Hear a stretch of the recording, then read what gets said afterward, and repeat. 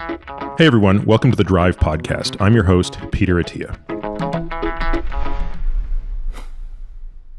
Well, Andy, it's wonderful to see you here on video. We were supposed to do this in person, but we got a good laugh as to why that didn't pan out, but that's okay. Perhaps there will be an in-person chance the next time. Yeah, I'm excited to be here this way. It would have been more enjoyable in person, but we'll make it work. I've wanted to speak with you for quite a while, and I think listeners to this podcast are not strangers to the idea of how much of an emphasis I place on exercise. I've said it many times before. I'll continue to reiterate it until the data suggest otherwise, that there's really no more potent tool to improve longevity, meaning extending the length of life and improving the quality of life than exercise. And that includes nutrition, and that includes sleep, and that includes the entire pharmacopoeia of medications, supplements, drugs, hormones, etc. So it's probably for that reason that I would say that exercise makes up a disproportionate amount of the content on our podcast. And of course, within exercise, I tend to divide it really down into these different pillars of strength, stability, and cardiorespiratory fitness, which of course then gets further subdivided by the metabolic state and energy state of it. And of course, what we're going to probably talk a lot about today is strength, but also all of the things that kind of stem from that, like hypertrophy and various things like that, which I think are of huge interest to people. But maybe for folks who don't know you, can you give us a sense of your path, even, frankly, out of high school, college, what was your athletic background and what made this be something that you have, kind of dedicated all of your time to? Sure. I guess initially I need to state a conflict of interest, which is I'm an exercise scientist. So if you want to start giving more credit to exercise for longevity and wellness, I cannot be a little more biased into that lane, especially within exercise science, strength training. So I've been waiting for 30 years for this to happen for the field. So now I get to prove that all my preconceived notions are actually holding true. And I will refuse to change, despite what you said. I will refuse to change, despite what the data suggests. No, for real, I grew up in a very small town in Southwest Washington. So I played everything in high school, football, basketball, baseball, track and field, the whole thing. I went to a small school in Oregon where I played college football and got my undergraduate degree in exercise science. And then after that, I made some stops in Arizona and worked at a facility training professional athletes. Went back and got my master's degree in human movement sciences, which is just another fancy way of saying kinesiology or exercise science. And then got my Ph.D. in human bioenergetics. So in 2011, I got that, came out here to California, and I've been working at Cal State Fullerton ever since. So I've been for a while now the director for the Center for Sport Performance there, as well as my lab, which is a biochemistry and molecular exercise physiology lab. So that's the condensed version of the academic path.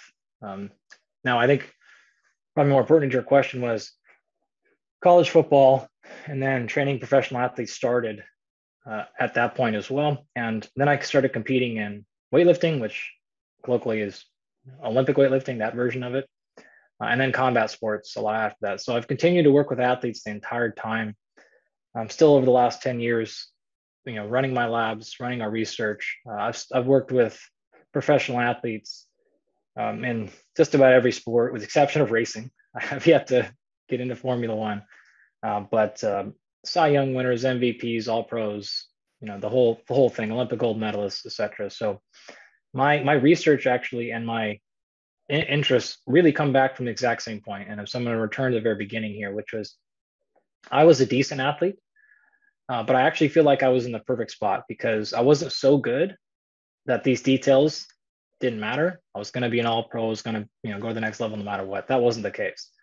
So when I did things better, I was more effective with training, more effective with recovery. It mattered. I saw differences on the field, right? It was the difference between me being a starter and being not a starter, or whatever the case is.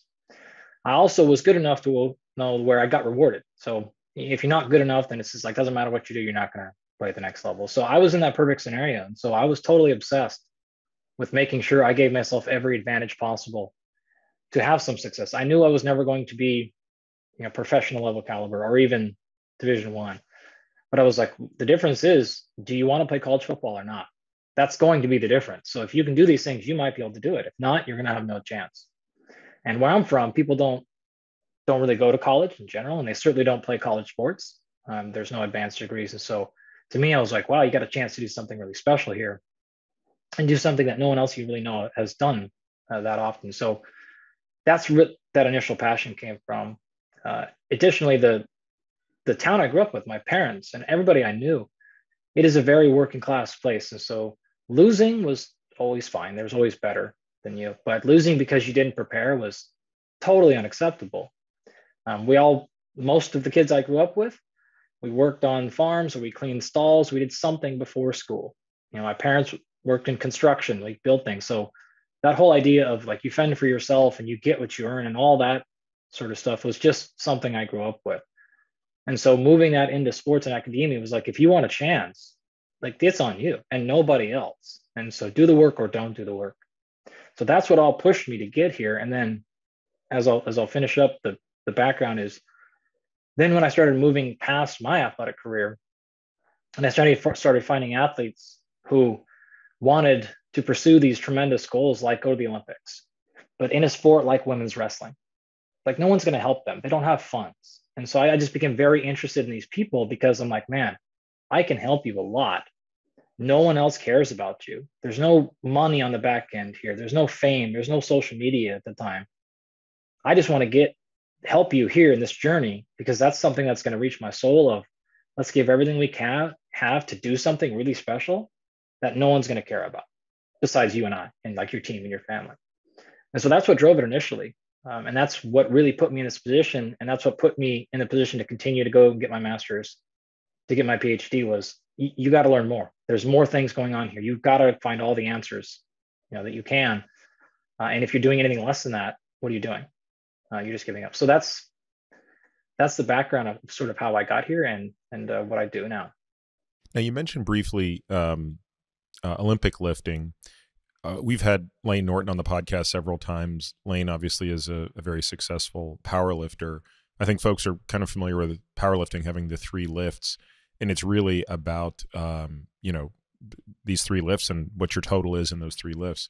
Can you contrast that a little bit with what Olympic lifting is, and I think more importantly, what are the physiologic differences between those two? And I'll preface the question for the listener by saying, again, even if you never plan to power lift or Olympic lift, this is going to be germane to our discussion. Yeah, so this is very, there's actually fairly recently we published the most in-depth analysis of muscle composition of Olympic weightlifters. So we can actually come back to that and we can talk more specifically about muscle composition. But in general, as some background, if you think about powerlifting, it's tricky because we're about to run some loops on your brain here. So technically, you have force production, which is, in the case of lifting, it is 1 rep max. So it's the most amount of weight you can lift one time, period. Not repetitions, not how many times you can do it, not how fast you can do it, just what can you get up. In the sport of powerlifting, like what Lane does, it is 3 exercises, the deadlift, bench, and the squat. And it's how much weight can you lift one time? You get a couple of tries at it, but that's effectively what it is, right? So it's really an expression of pure strength. It's not really an expression of power at all because the speed component is very poor. In fact, the deadlift can take as long as you want. It doesn't matter. Did you get it up or did you not? Squat, etc. So already at the gates, we've confused people because the name of the sport is called powerlifting, despite the fact that it is not a power exercise, nor is it determined by power. When you move over to Olympic weightlifting, it's the same basic idea. There are now 2 lifts instead of 3. One lift being called the snatch, and the other one's called the clean and jerk. It's called the clean and jerk because it has 2 parts. You clean it to your chest and then you jerk it over your head, but it's still considered one lift. The name of the game is still 1 rep max. So whoever can lift the most amount one time is the winner. And there's no repetition method to it. The difference is, though, this is now more expression of power because although it's all about 1 rep max, it's difficult to lift something over your head as high as possible slowly. So there's a speed component required to the movements to perform, whether it's the clean or the snatch. And so it is an expression of tremendous strength, but there's a force or a velocity component to it. So when you multiply force by velocity, now you've got power. And so technically, the weightlifters, Olympic weightlifters, are significantly more powerful than a powerlifter, despite the fact that powerlifter is in a sport called powerlifting.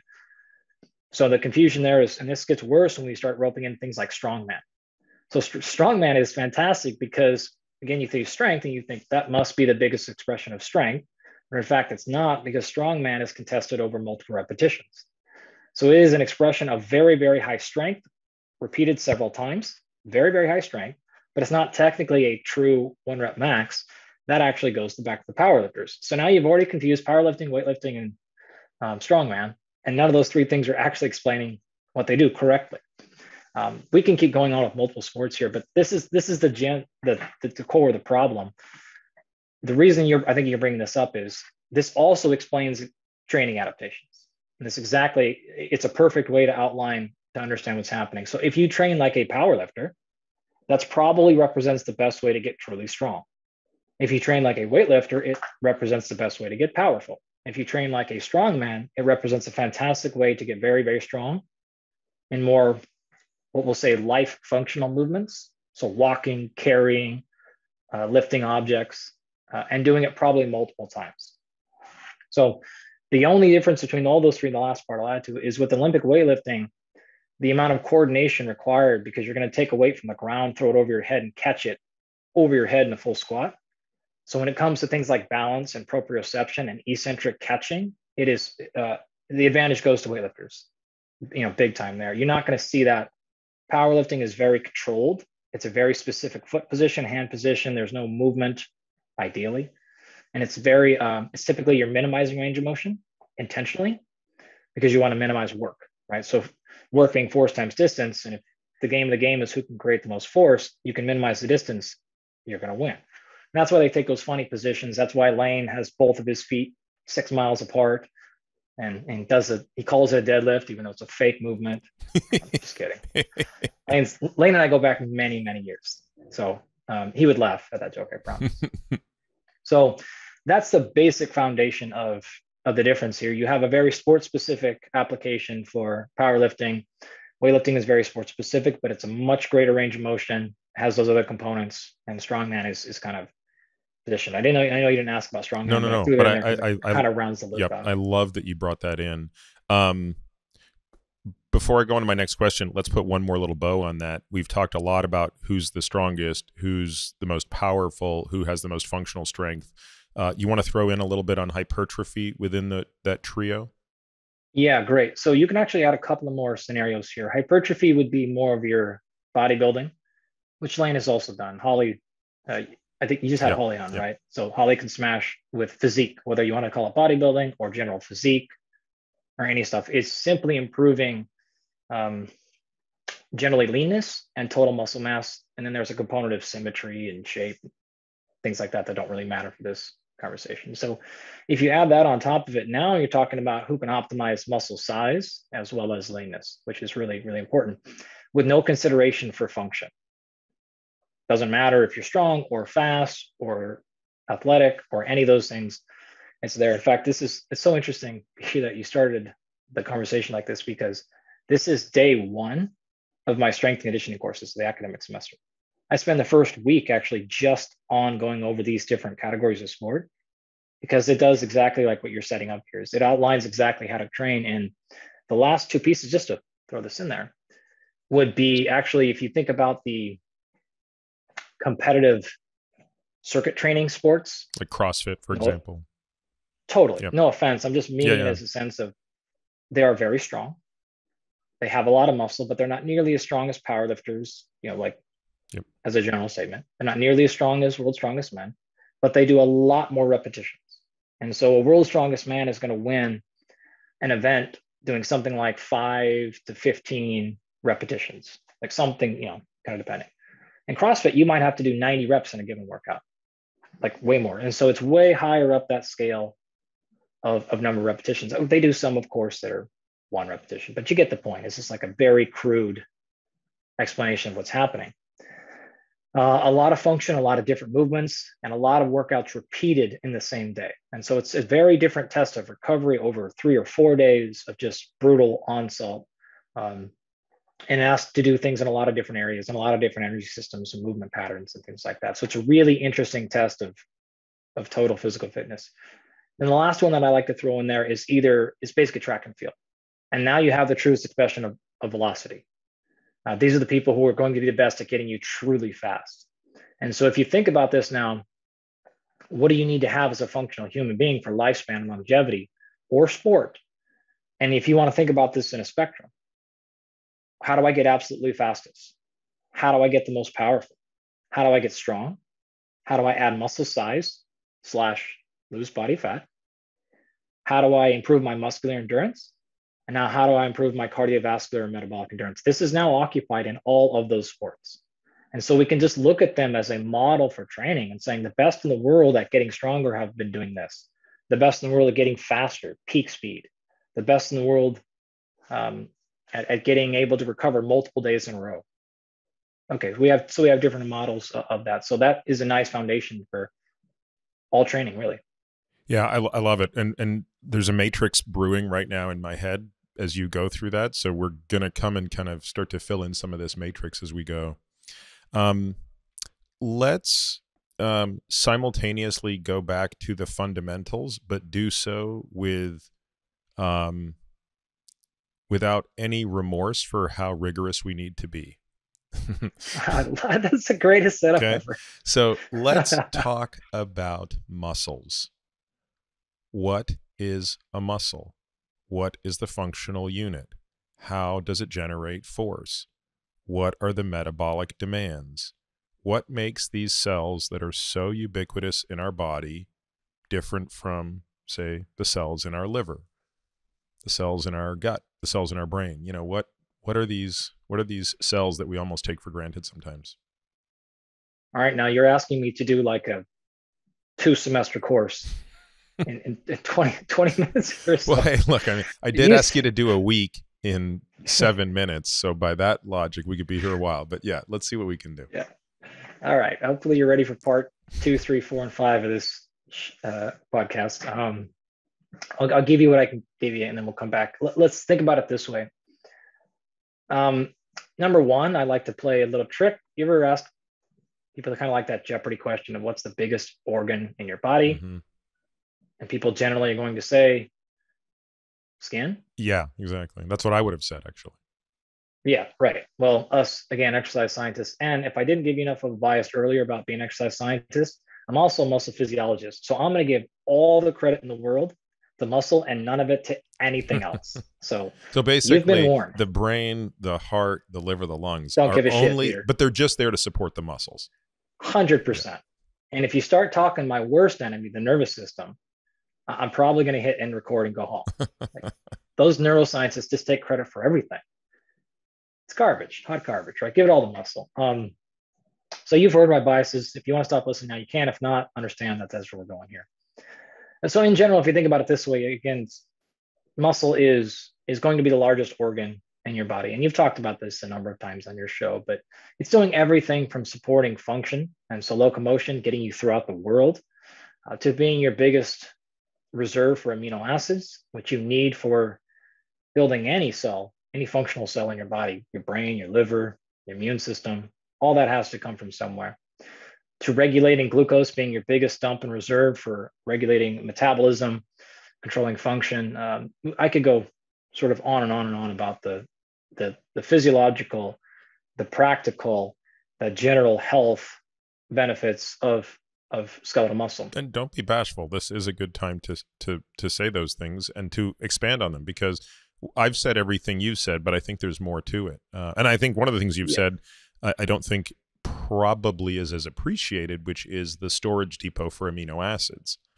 Because we don't really think of it that way, right? We sort of, and Lane did a great job talking about this in the podcast, which is we're constantly breaking down and constantly adding new. So there's this pool of turning over amino acids, and it's very difficult to study them from a flux perspective.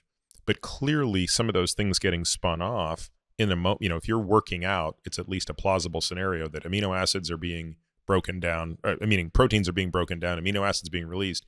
They may not be resynthesized right back into that same piece of skeletal muscle. They may be used for another application. Well, it's not even a may. It's like it's a pretty much guarantee. Like that's going to happen. If you kind of think about it this way. If so, I'll give a quick energetic analogy here. So I have like a cheesy video I did 10 years ago where I sat in my backyard and shot this and put it on YouTube. So we'll link to it if you you'll send it to us and we'll link to it in the show notes. Yeah. Okay, that's we'll find that somewhere buried in 8 year ago YouTube land or something. So if you think about the very basics of energy, if you were going to be out camping, you're an outdoorsman, right? Absolutely. Yeah, you're out. Yeah, hunter. Yeah, you and I. Okay, great. So if you're out hunting, which I'm actually even a couple days from my hunting trip, so this is front of mind. Is why this analogy comes up. And you want to, you may need to create a fire. You have a handful of options, and the very first one being if you had a match. Right, a match is very easy to light, and if anyone lights a match on fire, it's going to give you instantaneous energy, the fire, and it's going to last some amount of seconds before it burns out. I don't know what those seconds are, 5 seconds, 10, 12, doesn't matter. Some short amount of seconds. Worst case scenario, you need energy, great. The downside is you have limited supply of them. They're kind of finicky, and you better hope they don't get wet, and they're just not reliable. At best case, if none of that happens, you're still going to get some amount of seconds. If you need the energy right now, though, that's where you start. In terms of your tissue, that's going to be ATP. That's going to be your phosphocreatine energy system. So the stoichiometry is 1-to-1 there. You break down 1 phosphocreatine, you're going to get 1 mole of ATP out of that. That's great. That's stored internally in your muscle. So that's already right there. In fact, it's generally loaded right up on the myosin head or close to it. And so it can contract tissue. We can come back to what all that stuff means. We'll talk about actin myosin in a minute because I want people to actually know what this physically looks like. But let's go back to the energy. 100%. Great. So that's your little energy boost system. Now, if you had a little bit more forward thinking, you would say, okay, let me use that match to then actually just light a newspaper. If you had newspaper or something like that, and if you're in the woods, papers, same thing. You get fairly quick light, not as fast as a match, and it would give you some few minutes of energy. It doesn't matter what these numbers are. It's just conceptual stuff here. And that's great. That's going to be carbohydrate, right? So carbohydrate is stored both in the cell as well as outside the cell in 3 major areas. But in the cell, it's going to give you a lot more energy. That is the most direct, fast. Stoichiometry is a little bit better, but not much, actually. And so you're going to get a couple of moles of ATP per molecule of carbohydrate. And it's better, but it's like you're sort of splitting hairs here a little bit.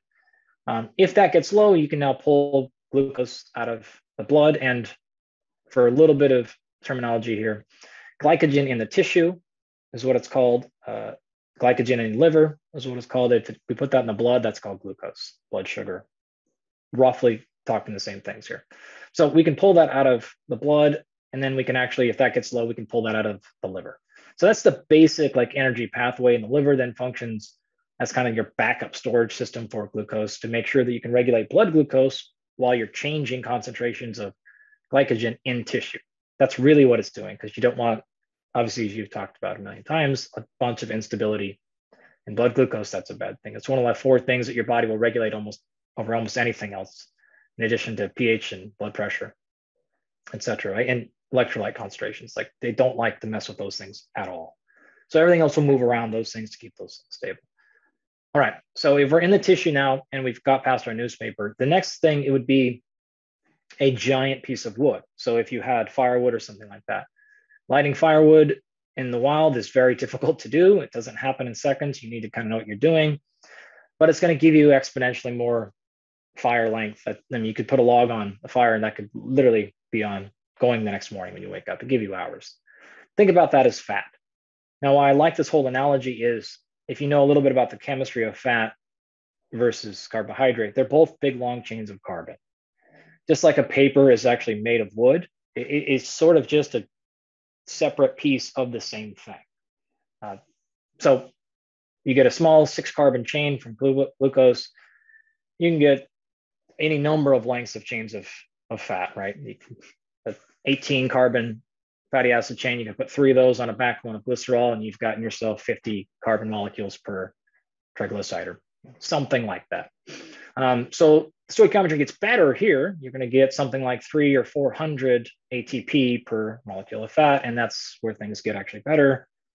Okay, the fat is actually coming mostly, though, from outside of the muscle. So energy from fat mobilization comes throughout the body somewhat evenly, Glucose comes mostly from the intramuscle itself, and then a little bit from the backup supplies. If it gets low, phosphocreatine comes directly from the muscle. All that energetic background to say, when you start moving and you start trying to create exercise, where's the last piece we forgot here? Oh, that's protein. So protein actually, in this analogy, would be functioning more like a piece of metal. So if you had metal in the woods and you needed a fire and you had absolutely nothing else, you can, in theory, melt metal with a fire. You're going to get some, but it is a very, very low win proposition. If you absolutely have to do it, you can do it to survive. But if that's your fueling strategy, you're in a big, big problem because you're going to run out of metal very quickly in the woods, right? That you're out of it.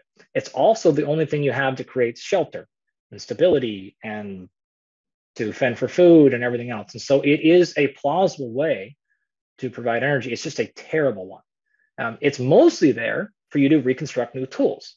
And so if you're in the woods and you have metal and you need to make a knife, you can fashion that. Okay, now we need to melt that thing down and make a roof. We could fashion that. Now we need to melt that back down and make a shovel.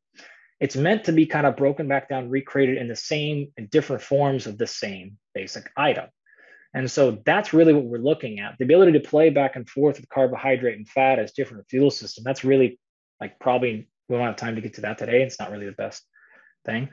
But the ability and the need and the point of protein in tissue, it is not fuel, although it can be for what I explained. It's really that. It is taking it and saying we need it mostly for this task right now. We need it mostly for skeletal muscle. We need it mostly for immune system. We need it mostly for these other functions. And so one of the ways to quickly lose muscle is to put yourself in a compromised position, because it's going to say if we're choosing between keeping that 24-inch bicep or clearing up something we need immunologically, it's going to go towards that. This is also why we see protein redistribution across muscle. So if you see, like, say you spend a bunch of times on your bicep and your biceps get really, really big, and then you don't train your calf, and your calf is actually, and let's just say your protein intake is insufficient, you will start redistributing proteins from the calf up to the bicep to actually enable that growth. And so you're thinking you're getting bigger, but you're really just taking it from other places if protein intake itself is not sufficient. And so it really is a cornerstone. And if you look at the research, like, you're going to see this bear through like very clearly as something. And if you ever wonder why some of these people are just like so diligent about protein intake and why this has become such a big deal is it's the raw material you really can't get anywhere else. And you can get carbohydrates and fat, and you can go through that whole thing in a lot of ways. You can't fake protein though. It's just very challenging to do so. And the last little piece I'll say there is why this is so important to me is you can't fake muscle, most specifically without the protein. And when we start losing muscle, now we enter a whole cascade of problems, from physical performance. You know, your interest is more of like aging and longevity. That whole cascade, it becomes a problem. And we can certainly talk about the specific changes in muscle and past some of the details you've actually covered before with that. But those are things like, it just becomes a really big deal. So it just doesn't make any sense to skimp on that one as a place to go. Yeah, I'll just stop there because I could keep going. But yeah, no, I think it does. It's worth repeating, right? That when you look at people across their lifetimes and you evaluate for muscle mass, and you divide people up and categorize them by the amount of muscle mass they have, and we should talk about this because, of course, my interpretation of the data is that once you normalize for strength, the strength wins. But it's sort of easier to measure muscle mass. We kind of, all you need to do is put somebody in a DEXA and you sort of can figure out their ALMI. And so we tend to look at survival curves based on ALMI, which for the listener just means the amount of lean muscle you have in your arms and legs normalized to your height, appendicular lean mass index.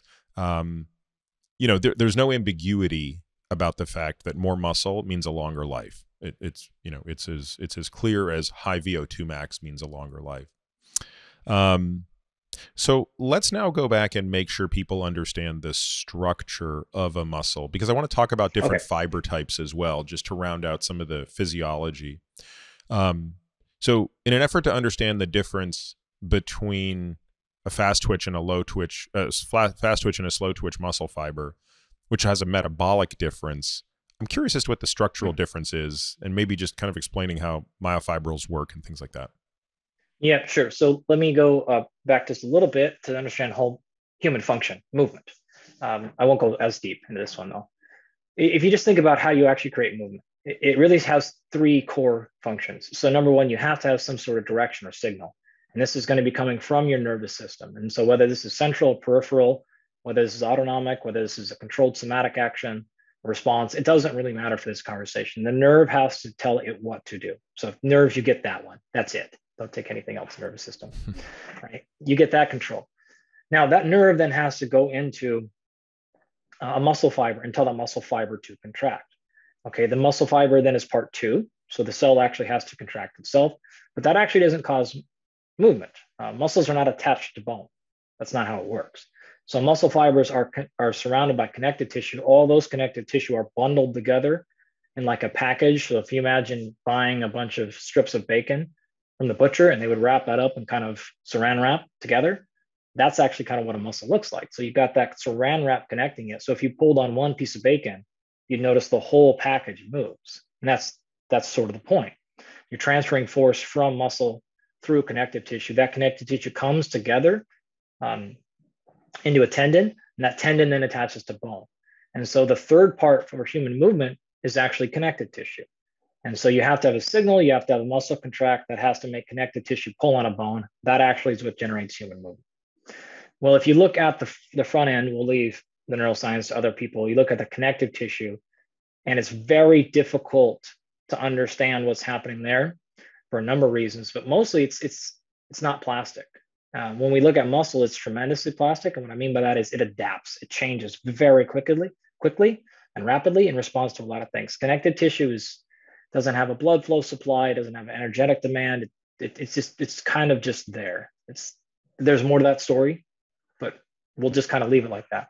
The core of the issue of adaptations, whether they are pro or negative, is going to be in skeletal muscle. And so here's what that actually looks like. A nerve will come down and actually attach and innervate to a whole host of muscle fibers. And so you can imagine skeletal muscle fibers are some of the largest cells in all of biology by diameter. They're tremendous in humans. In fact, what's actually very interesting about humans that makes us special is our muscle fibers are what's called multinucleated. And so you probably remember this term from like med school or something like that. In fact, whenever I talk to biology people about this, that like their head is blown because I forget how lost in exercise science I get, like us nerds. But it's very uncommon in nature to see cells that have more than one nucleus. And the nucleus is the core of the cell, if you will. It's what holds your DNA. That's what controls and tells you when to replicate proteins, to grow, shrink, die, repair. So the whole control center. So the fact that skeletal muscle has many of them per cell, in fact, it's not a few, it's not two or three, it is thousands per cell. So skeletal muscle can be extraordinarily large. You can actually, I have a video of this somewhere, I can't remember. Actually, there might have been a picture in a men's health thing we did. There's a video somewhere. Okay, we'll find that and we'll also put that in the show notes. Okay. I can actually pick up a single muscle fiber from a human with tweezers, and you can see it with your naked eye. So we could hold this. In fact, I could do it right now if I had one. I could hold it in front of the camera. You'd be able to see an actual whole muscle cell. They're that large. In fact, they can be very, very long. So they can be several inches in length. And let's help folks understand what defines a cell, because normally outside of the muscle, we kind of define a cell by a cell membrane, has a single nucleus. I mean, we kind of know what the constitutive elements here. This is defined also by a cell membrane, but it's a sort of a longer looking tube as opposed to a sphere. And just sort of. Thank you. Yeah. Good distinction there. I sort of, again, get lost in exercise science here. So yeah, if you remember, like you're back to high school biology and you think of a cell as like a circle or an oval, this is more, it's like that. It's circular, but it's a tube. So it's a very long tube. The way to think about it is like a ponytail. So if you think about a ponytail, you think about it as one thing. It is a ponytail, but it's made up of a whole bunch of long tube individual hairs. And they all wrap together to make a ponytail. That's what a skeletal muscle cell looks like, which is actually quite different than a cardiac cell. Those are more rectangular, if you will. They're shorter and wider. Skeletal muscle fibers are very long, very narrow, but still circular. They still have a cell membrane. They have a bunch of nuclei. Most of the organelle are the same as any other thing. The contractile units we can get to in a second, but yeah, that's the basic setup of them. And just give me the typical length of a muscle cell, a skeletal muscle cell. You can't really give a typical, because depending on what you'll see with skeletal muscle is structure is function. So if you can contrast this to cardiac tissue. So cardiac tissue is actually quite interesting because it is what we call the ultimate slow twitch fiber. And so all of cardiac tissue is slow twitch. And in fact, the slow twitch are even more slow twitch than the skeletal. And they tend to be fairly uniform. So you could give specific numbers on cross-sectional area, a diameter, length on those. Skeletal muscle, if you look at like your sartorius, which is that kind of muscle that goes from that pointy part of the front of your hip down to the inside middle of your knee, theoretically, those fibers could run the whole length. A single cell. Correct. Can run that whole length. Yeah. Even if it runs half that length, that's extraordinarily long, right? You go back though, and you go to like an ocular muscle, then it's going to be minute. It's going to be extremely small in length. If you go to muscles in your digiti, your fingers, they're going to be very, very, very, very short. So it's sort of, there is no like classic range. It could be from millimeters to literally inches in length.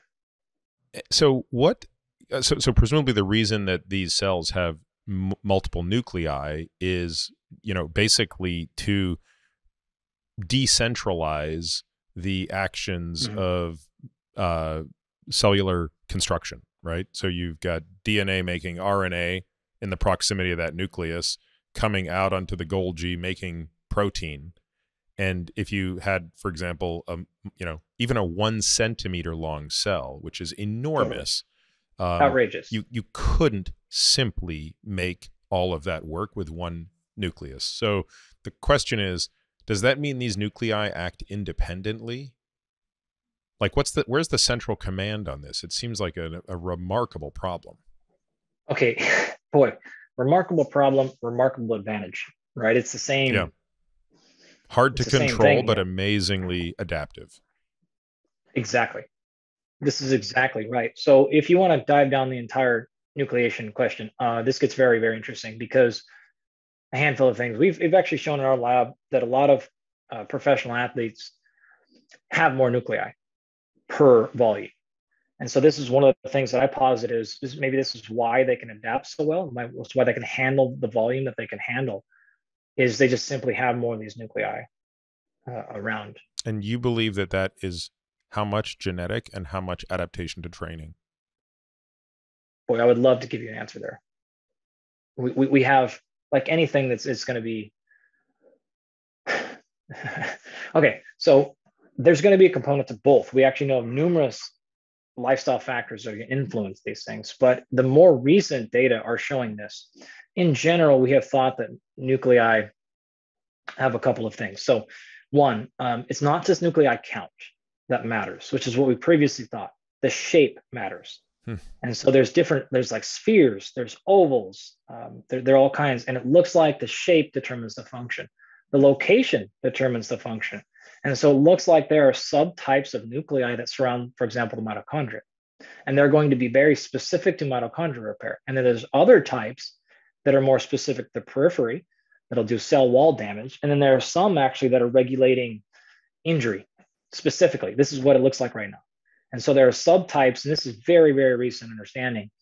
And this is probably why some folks recover and respond to injury more than others, is they just simply have more of this subtype. Now, to your question of nature versus nurture, what's challenging about that is the measurement fidelity here is difficult, and the tech is moving quickly, but it's sort of like every couple of years when the microscopes get better, we sort of realize that all the 3 previous years are now invalidated. And so there's just a lot of movement back and forth. And in fact, if you look at this related to cell growth, in other words, hypertrophy, there seems to be tremendous confusion about the role of these things in growth or not. So there used to be a thing that we referred to as a myonuclear domain limitation. So in other words, a cell would only grow. So this would be your fiber. it would only hypertrophy or grow in diameter to the extent at which the nuclei could control it. And so in order to gain more growth, you actually have to get more satellite cells to come in and add nuclei, right? And then when you detrain, that cell goes back down in diameter, but you preserve the mononuclear number. And so then now retraining is easier than it was the first time. So, I mean, this is unbelievable, but this is the old adage of, you know, muscle memory, quote unquote. It's easier to regain muscle you once had than to put on muscle you never had. And I've never heard a molecular explanation for that, but if that's a very plausible mechanism, right? Which is you retain the nuclei. It looks like that's not correct. Interesting. So there's like, it's very back and forth is the way I'll say it. So something is there. The story I just outlined to you, like, it makes intuitive sense. I got really hot on it for a number of years. And then it was like some more challenging data came out and it was like, well, we don't think so. I'm just gonna have to say, like, TBD. This is like every week another paper comes out and it's just like, okay, now we're back on it. Now we're back off it. And now we realize there's subtypes of mononuclear, and they're like, oh shit, okay. But it will lend itself obviously to a longitudinal type study. I mean, in an ideal world, you would take relatively young, presumably pliable athletes, you know, in their teens, and study them over time under different training demands. You know, obviously the dream case is doing it with identical twins, so that, which we've done. You have. Yeah. And so I could just totally interrupt you. We can go to that twin study if you want. Yeah, well, actually, let's put a pin in it because I want to come back to making sure people still understand how these things work. So we've now established that muscle cells are kind of unlike any other cell in the body. How hungry are they for energy? Yeah. You know, so for example, when we look at the liver, you know, I always think of the liver as a beautiful organ, maybe not quite as cool as the muscle, but it has a special place in my heart. Because I've always argued that the reason there is no extracorporeal support for the liver is we simply can't replicate its complexity, right? So for listeners, extracorporeal means outside of the body. So dialysis is extracorporeal support for the kidney. You know, a VAD or an ECMO is extracorporeal support for the heart or heart and lungs combined. A ventilator, extracorporeal support for lungs. We can't do that for a liver, right? If a patient tragically overdoses on Tylenol in an attempt to take their life, and they reach a point of irreversibly damaging the liver, you can't put them on liver support until they get a transplant. That patient will be dead in about 2 days if they don't get a transplant. And I think it comes down to a lot of the stuff you already talked about. I mean, glucose homeostasis, one of the most important bits of homeostasis in the body, is controlled with a level of precision I can't fathom. I can sit and talk about the liver with the same level of excitement that you talk about the muscles. And yet here's what's interesting. The liver is not a metabolically greedy organ. It really doesn't on its own consume much energy. The brain, by contrast, a very complex organ, an incredibly metabolically greedy organ, which is probably why we need the liver to support the brain. Without the liver being so good at maintaining glucose homeostasis, our brain would have either needed an adaptation strategy away from glucose, or we wouldn't have brains as large as we do. Where does the muscle fit into this hierarchy? Where is the muscle a high maintenance organ? Yeah, so you know what's cool about the liver is it's kind of like a professional fighter where, like, you can beat it up a lot. That's right. You can't do much to the kidneys. That's right. They just don't have sustainability, right? So I have like a secondary love for the liver because it's the closest thing in the body to skeletal muscle in terms of like the fact that it is listening and it will respond and it can change. And as you said, very adaptive, right? I mean, you'll appreciate this if you didn't already know it. When I was in my residency, we would do quite a number of live donor liver transplants. So this would be an operation where an individual would donate a third to a half of their liver to another individual where there was a really good HLA match. Well, here's what was really interesting.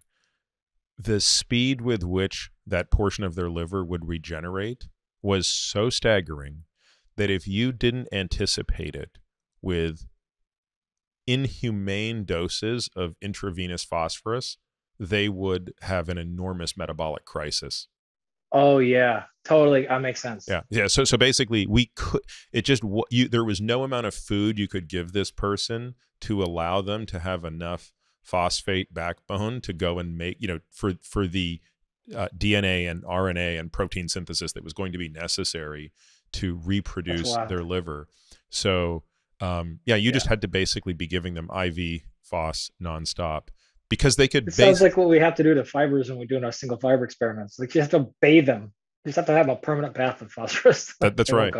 And they could regenerate a third of their liver in 2 weeks. Yeah.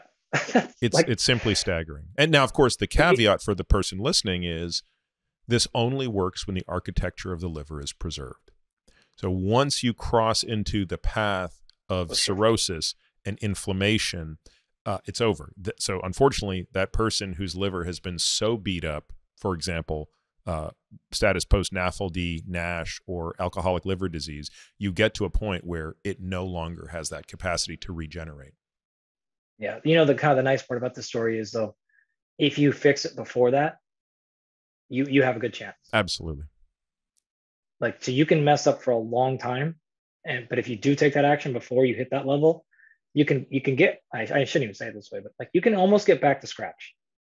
You can get a lot of regeneration there. You're right. And the kidneys, being so sensitive to blood pressure, so sensitive to the damage of high glucose, the lungs being so sensitive to smoking and things like that. Yeah. I don't know. For me, I just think the liver is an unsung hero of the body. Well, it's the thing that keeps you it's the bonk, right? There's from endurance sports, when the liver is finished, it doesn't matter how much mental strength you have. It's a wrap. You are going down. If you get hit in the liver, if you watch any sports, you get hit in the liver, instantaneously you're crippled. Doesn't matter. You could be mentally you're there, but your body will seize and shut you down. So it's the same thing doesn't happen. Yeah, I feel like isn't that what happened to Oscar De La Hoya against Bernard Hopkins? Do you remember that fight? I don't remember that fight, but I've seen it 50 times. I've seen it 500 times. I work a lot with UFC fighters, and a number of. I have actually a headline fight this weekend for one of my guys. So yeah, I've seen it in those sports a ton. I've seen a little toe, just the tip of a toe, click the liver, and world champions just get locked up and fall to the ground. Yeah. So it does not like being aggravated like that, but it will handle a beating. For the most part, you can beat it up pretty good. And if you see any blood chemistry stuff, and if you're looking at ALT, AST stuff, and you're like, you're pretty, it'll come back pretty quick if you take the right steps. Yeah. The kidney is the one you see when you're like, we're not coming back from this one. So anyhow. All right. So going back to muscle. It is. It's tremendously responsive to everything you're doing, and it's listening. So your question of how energetically demanding it is, well, there's a couple of things to say about this.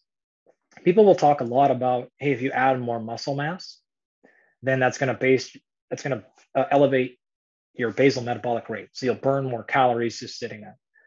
That is true, but it's not to a level that you actually think. It's probably I think the numbers are something like 30 calories. With how much increase in muscle mass? Per pound? Per pound, okay. I think it's something like that. It's it's not actually level, and you can make the argument, well, after 3 or 4 years, that is that extra 5 or 10 pounds. So, okay, sure, but it's not I feel like some people think it's going to go from their basal metabolic rate's going to go from 1,500 calories a day to 2,500 because they put on 5 pounds of muscle. That's just way outside the realm of what's going to happen. There are many reasons you probably want to put some muscle on, but adding the metabolic boost. And that's because the question is, how energetically demanding are they? Actually, think about it the opposite. Skeletal muscle is pretty lazy. It wants to be as efficient as possible, because if you think about functionality of physiology, you want your brain running full course as often as you possibly can, right? You want continual interception of what's happening in your outside world, as well as introspection going on. It's also making decisions, etc. Skeletal muscle is simply like a backup system. Think of more about it as what do you need done, boss? You need something done to elevate your function? We're on it. If not, we're going to sit down and shut up and wait to be sort of told a little bit. And so what that means is if you need energy now, muscle will jump to action. It'll get you going. We see this from everything from meat, right? It's like if you have this energetic need to burn 200 calories, your foot will start tapping. You'll start doing sort of all these things. That's skeletal muscle going. Tell folks what NEAT is. It's just non-exercise energy. So it's energy you're burning that's not physical activity or exercise, or the energy needed to survive, to breathe, to digest, to go through basic stuff. So it is that other 10 or so percent of energy throughout the day that accounts for people losing weight or not losing weight or gaining weight. That fluxes pretty well depending on your metabolic health, depending on your total size, depending on your other stuff. So if you ever see those people who are like, man, they just can't sit still, those are like colloquially the people that probably have a pretty high NEAT. So they're just burning energy kind of sitting here. Other people are more stoic physically, are going to have sort of a lower thing. This is also one of the things that explains how people can maintain the same amount of physical training, like exercise performance, as well as health, at tremendously different levels of calorie intakes. And because we can adjust NEAT very quickly, and your body it's kind of like the last bit of polish, last bit of paint. Yeah, so it's like, there's a huge buffer in there where you can increase, decrease. Yeah, depending on what you're needing to do, right? And so we can kind of change our metabolic set point, if you will, to keep you at the same body size, irrelevant of going up and down in calories. And I'm sure you guys cover that 1,000 times with Lane. So that's generally where we're at. So let's talk about contraction. How does a contraction actually work, and why does a contraction require ATP? What part of the contraction needs it? Yeah. So if we go back, nerve is coming into skeletal muscle, right? And it would, in some instances, like the eye, actually, we have what's called a motor unit. So we have a motor unit across all these things. So motor unit is the nerve that's coming in, as well as all of these single fibers that nerve is innervating. So what that means is, in the eye, for example, you have motor units as small as almost 1-to-1, which means there's a single motor unit coming in and activating a single muscle fiber.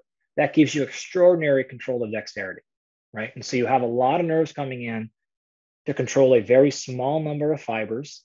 And that makes you have real high precision with exactly where you're controlling. You contrast that to muscles like the glutes.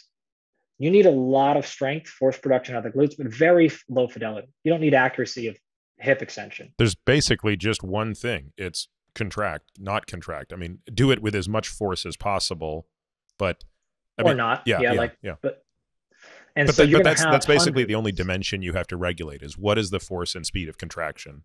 Whereas with the eye, which is a great example, I'm glad you made that contrast.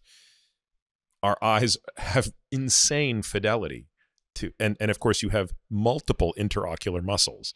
So it's, you have all of these muscles above, below, on the side of the eyes, and the amount of tuning that has to happen to allow humans to be able to do what we do so well, which is very subtly pick things up with our eyes.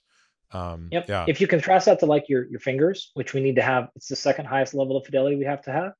The eyes are still an order of magnitude higher in terms of fidelity and accuracy of movement. It's not even close, right? Like I need to be very precise with my fingertips, but my eyes are on a whole new level of precision of where we have to be. So if there's 1-to-1 or 1-to-2 in the eyes, it could be thousands per motor unit in the glutes. On, off. On 50%, 20%, so you can stand erect while having some sort of like 20% level of glute contraction, to full hip extension, vertical jump explosion, squat, deadlift, whatever the case. God, that's so fantastic. Okay, continue. So nerve comes in. So nerve comes in and does that. Now, here's a couple of other layers. Without going too far into nerve, you're familiar, I'm sure, with SAID principle. So you have specific adaptation for enclosed demand. There's another principle in here called Henneman's size principle. So Aldwin Henneman's one of my favorite scientists. And his principle basically says there's low threshold and high threshold motor units. And what that means is there are some motor units that are very easy to get turned on, and some that you have to just aggravate the shit out of them to get them to turn on. Let's make sure people understand what that means in terms of what's an action potential. How does a nerve actually deliver its signal? Yeah, so we have this fun interplay between chemistry, electricity, and chemistry. That's exactly how contraction works, right? So you have to go from an electrical signal to a chemical signal back to electrical signal. So what happens is you've got sodium and potassium and chloride are your main players, right? And chloride is a negative charge. Potassium, of course, is positive, and sodium is positive. The fun way to look up this and pay attention to this, if you ever forget, here is, Peter, you're probably more familiar with this than I am, but look at patient-assisted suicide with Dr. Kevorkian, right? You give a giant bolus of potassium to somebody, and they're just going to slowly stop, their heart's going to slowly stop contracting. Why? Because the amount of potassium intracellular is going to become fairly equivalent to the amount of extracellular potassium. And so the change in gradient electrically between the outside of the cell and inside of the cell becomes neutral. And so no action potential is what this thing is called. No action potential occurs. And so what you need to have happen is a change in electrical volt from outside the cell to inside the cell. And typically we're talking like negative 30 millivolts intracell. It's kind of a number. And once enough of the sodium and potassium start moving in the correct directions, then the electricity changes because our positives is moved, more negatives have moved. So you get the idea. And boom, we hit this this switch. And this is what we call all or none. And so skeletal muscle fibers can't contract at different levels of force. What I mean is once you flick them on, they go on fully. And that's the only way they can contract. And so the analogy we'll use here in our undergraduate classes is it's a light switch. So once you hit that certain threshold of millivolt, the muscle fiber contracts as hard as it possibly can. There is no way, there's no dimmer switch here. You can't go 80%, 85, 50. It's 100% once you get to that action potential, right? You actually see the millivolts just rocket back up. And then there's this whole cascade of recovery. This is what your sodium potassium pumps are doing to try to reset that gradient, put them back in the right direction so you can have another contraction. Again, this is actually what explains tetany. So if you contract that fiber multiple times in a row before it gets back to reset, then it just feels like it's in an isometric contraction, or it's not actually how it works, but it's going to feel like that. What actually, totally off topic, but what actually happens is you have so many muscle fibers and they're contracting and relaxing at such a fast rate to your muscle, it feels like the whole thing's just locked up, but they're actually flicking on, flicking off, just at a really high rate of turnover. But anyways, so that's in general how you're getting a muscle. And by the way, just so folks understand, explain to folks how, despite an all or none action potential and an all or none contraction of a single fiber, you can still get variable degrees of strength. Again, whether you're talking about level. At the level of the muscle. Yep. So this is the next part. This is why we had to bring up Henneman's size principle.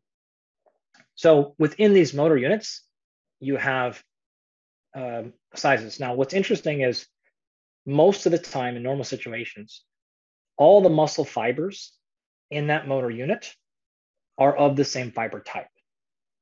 So if you had, let's just say we had two motor units. One of those motor units is slow twitch, and one of those motor units is going to be fast twitch fibers at interface. So if we had 5 fibers in that motor unit or 500, it doesn't really sort of matter right now. We have a couple of factors actually coming on, but they're going to be of all like type generally within that same motor unit. So the only way that we relegate force production is this. We have to know that all 5 of those muscle fibers, once they get turned on, are going to contract at full speed. So the only way we actually change how much force we're creating in a whole muscle is by altering how many of these motor units get turned on. So the size principle tells us we're going to turn on the low threshold units first. And so if you go to do what you just did, so you reached over and grab a glass of water, it's probably best we don't turn on our high threshold, high force production, generally larger, not always, but generally larger motor units that have generally faster fibers that are generally bigger. Number one, or 2 reasons why you don't want to do that. Number one is we produce unnecessary force. So instead of slowly touching that glass to your lips, you'd smash it off your face because there's no way to, you can't go down. So if that motor unit can produce 5 pounds of force and you need 2 pounds of force, there is no way to go backwards. So you always start at the smallest unit possible and turn on more motor units if more force production is required. Secondarily, it just burns energy. So fast twitch muscle fibers are more metabolically demanding than slow twitch muscle fibers. And so you're going to waste gas doing that. This is exactly why your car starts off in first gear, second, et cetera, et cetera. We lose efficiency as we go up, but we gain power. I don't know performance. Yeah, yeah. So if cars actually so work that way. You let's get the idea. yeah, yeah. So let's use that example when you're talking. Just going back really quickly to the athlete. So, how quickly is that response modulated when I want to deadlift something? Yeah. So you can see this in real life. You can actually see this. I have a video of a deadlift actually of a friend of mine doing this where so the initial step that's going to happen here are you're going to activate slow twitch or sorry, lower threshold motor units, which are going to be almost exclusively slow twitch fibers. The only way that we really know to increase that is through force production demands. And this is going to, like, we're going to come back to this when we get to fiber type stuff eventually for aging, and some of the stuff that came out even this week that you may have not seen yet. But the challenge with fast twitch muscle fibers is they're only then, based on this logic, activated under high threshold demands, which are high force demands. You can do anything to activate, and the data will show this on aging. You see virtually no reduction in slow twitch fibers with aging. You see no reduction in size. In fact, there's some more than a few papers showing a hypertrophic effect of slow twitch fibers with aging. There is no loss in velo. There's no loss in specific tension, which is like force per unit of size. There's no loss in power. So it just appears to be very easy with any level of activity to maintain and preserve health of slow twitch fibers. But because fast twitch fibers require force production and you generally don't get high force production in activities of daily living, then those fibers go unutilized for long stretches of time. Eventually, they go away. And so what we see happen is this really interesting thing called fiber type grouping, where the nerve will basically say, okay, that fiber is being like not used. And so that whole motor unit will decay and the fibers will be preserved. The other neighboring motor units will actually grow new extensions, activate some of the previously gone motor units, and then convert those fibers into whatever fiber type happens in that previous motor unit. So in general, what we see happening here is slow twitch fibers start absorbing, or slow twitch motor units start absorbing fast twitch fibers and bringing them to their motor unit. And so we see these large patches of single fiber types throughout the muscle. And so the last part of that puzzle is in a motor unit, those fibers are connected by the same neuron and they're the same fiber type, but they're not laying next to each other. You don't want them in the same spot. They're sort of dispersed throughout the muscle. And so that gives you smoothness of contraction. And so one of the things that happens is if you start punching, like the entire right side of your bicep is one motor unit, the entire left side is, when you contract that motor unit alone, you get super spastic, out of control, and you get twitchy and unregulated movements. And so when we see this fiber type grouping thing occur with aging, it's almost exclusively a problem of fast twitch fibers, not loss of slow twitch fibers. And so that also explains lack of fidelity, as well as potentially some problems with fine unit movements.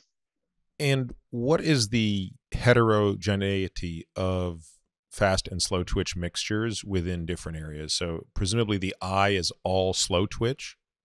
It's not particular. It doesn't particularly require much force, and it doesn't require much force, but it does require a lot of speed. Yeah, interesting. So you need to be able to dart back and forth quickly. So I actually don't know the. Okay. Well, let's look at a big skeletal muscle like the lats or the glutes.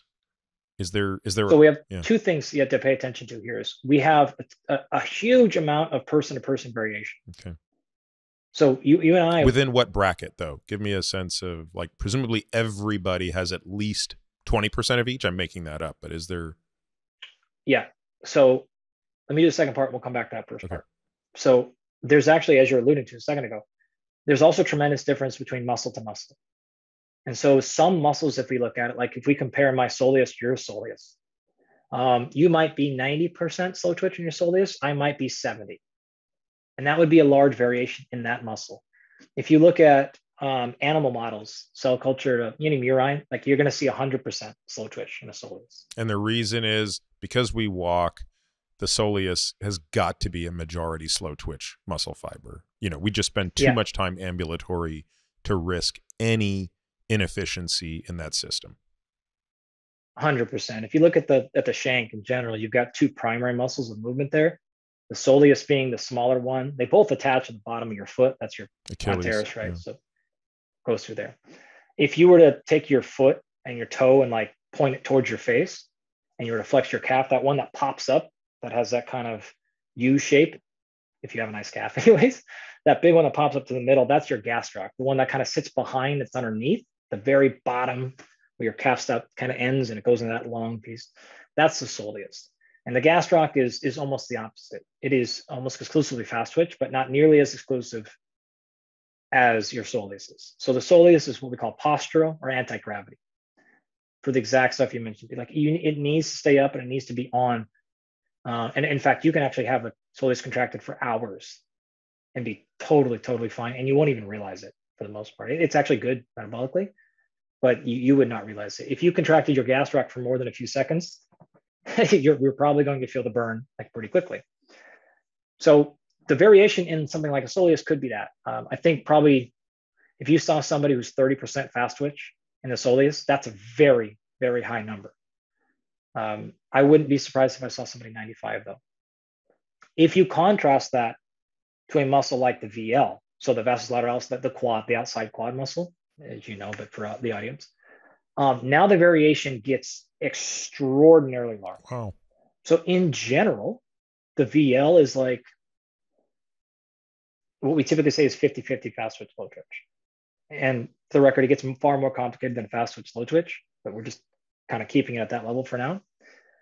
We have shown actually in our lab a couple of things. So one, we biopsied a whole bunch of people who are Olympians and world caliber, national caliber in our lab, men and women. And some of those individuals are 80+%, 85% fast twitch.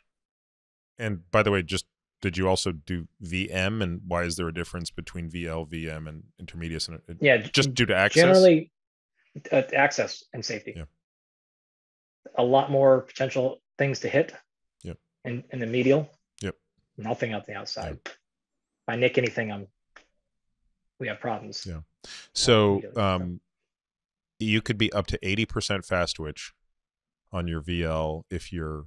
And by the way, is that true across all sports? Like if you had the Tour de France champion, would you expect him to, even though he's the best of the best and his VL is a monstrosity, would you expect him to have that high a fast twitch?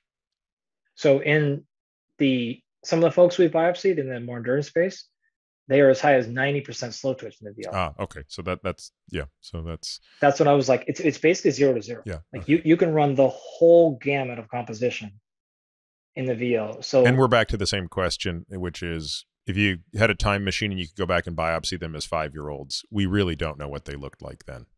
Well, this is what our twin study did. Rather than biopsy them 5 years old, you biopsy them as adults as twins. Yeah. We got monozygous twins. Who presumably had enough differences in what they were doing that you could see a signal if there was about 35 years difference of training.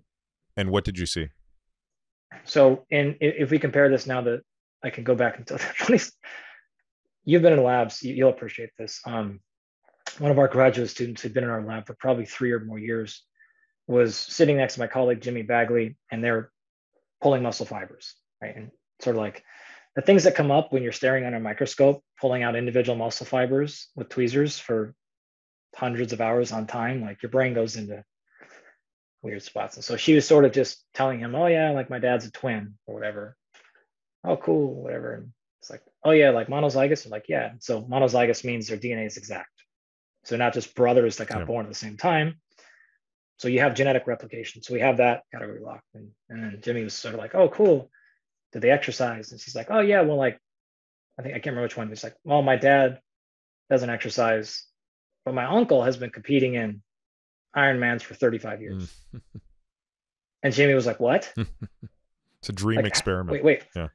So let me get this straight. You have identical twin parents or father. One of them has been 30+ years of documented endurance exercise. The other, what's he do? She's like, no, he's never exercised since high school. And we're like, and you've been in my lab for 3 years. And this is the first we're hearing about this. This is the first we're hearing about this. Like you're fired. You're not graduating. So we were able to pull them into the lab and bring them in. And so he was one of these classic endurance nerds. Every workout had been documented for 30 years. He's got 50 journals written down. So we knew the caloric expenditure, we knew the miles, we just had everything. And Half phenotypically, how marathons, different did they marathons, look? all this stuff. Almost identical. Even with all the training, they still looked. I mean, I'm saying not in the face, of course, but just muscularly. How did they appear phenotypically? No, I know what you're saying. Yeah. They were almost identical. The only exception was the non-exercising twin was a little bit less lean. I think he had, God, I can't remember exactly, but something like 3 or 4 more kilos of body fat. Like, no, maybe Isn't less. that kind of amazing too? Just it You, really you know speaks what their to muscle the looked like, though? hereditary nature. Well, yeah. So I want to come back to that because that's what's important.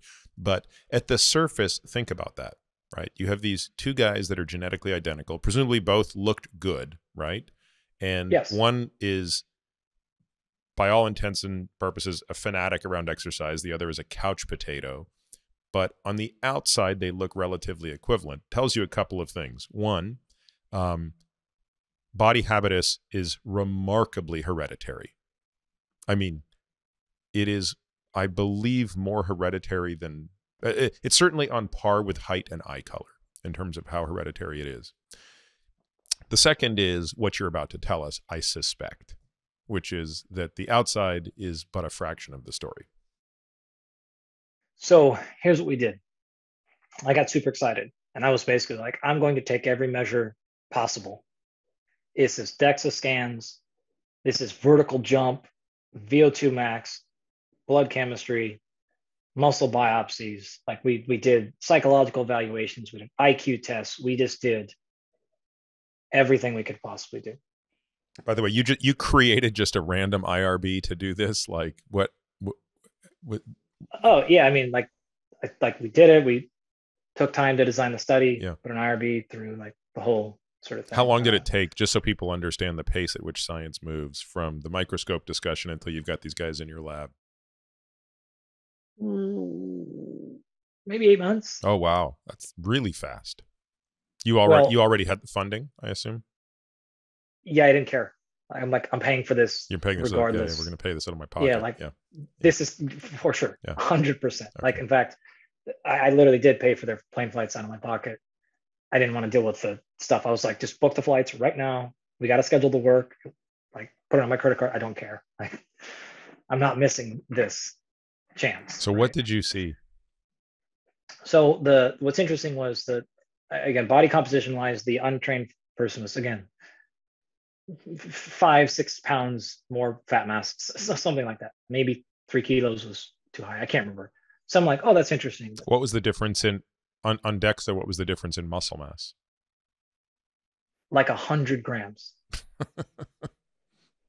You're like, basically I think the you're at the detection limit of DEXA, so they're essentially way identical. beyond. Yeah. They were almost identical in total lean muscle mass. Right now, interesting. The endurance guy did not lift at all. No strength training whatsoever. Okay. Strictly running, cycling, swimming. Like a very classic. Can you imagine just the Godonkin experiment of triplets, where you had a third guy here that only lifted weights? Can you just imagine? I can. Like, this was like an hour of her thesis defense. This was that question right there. Oh God. Okay. All right.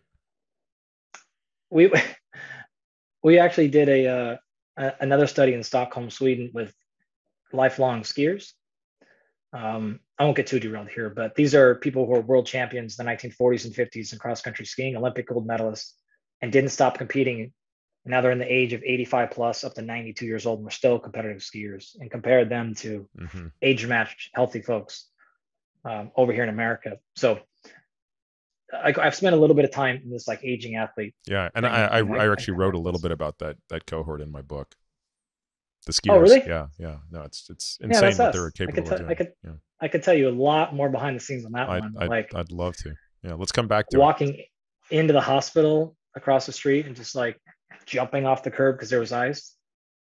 And you're like, oh, you're 90, and you just decided to jump that curb for fun, like when no one was watching you, because we could like see them from the window coming in. I'm just like, just like one guy finishing a VO2 max, sitting on the chair, taking like 2 breaths and goes, I didn't understand the test. Let me try it again. I'm trying to get back on the bike. This is like 12 seconds after VO2 max does,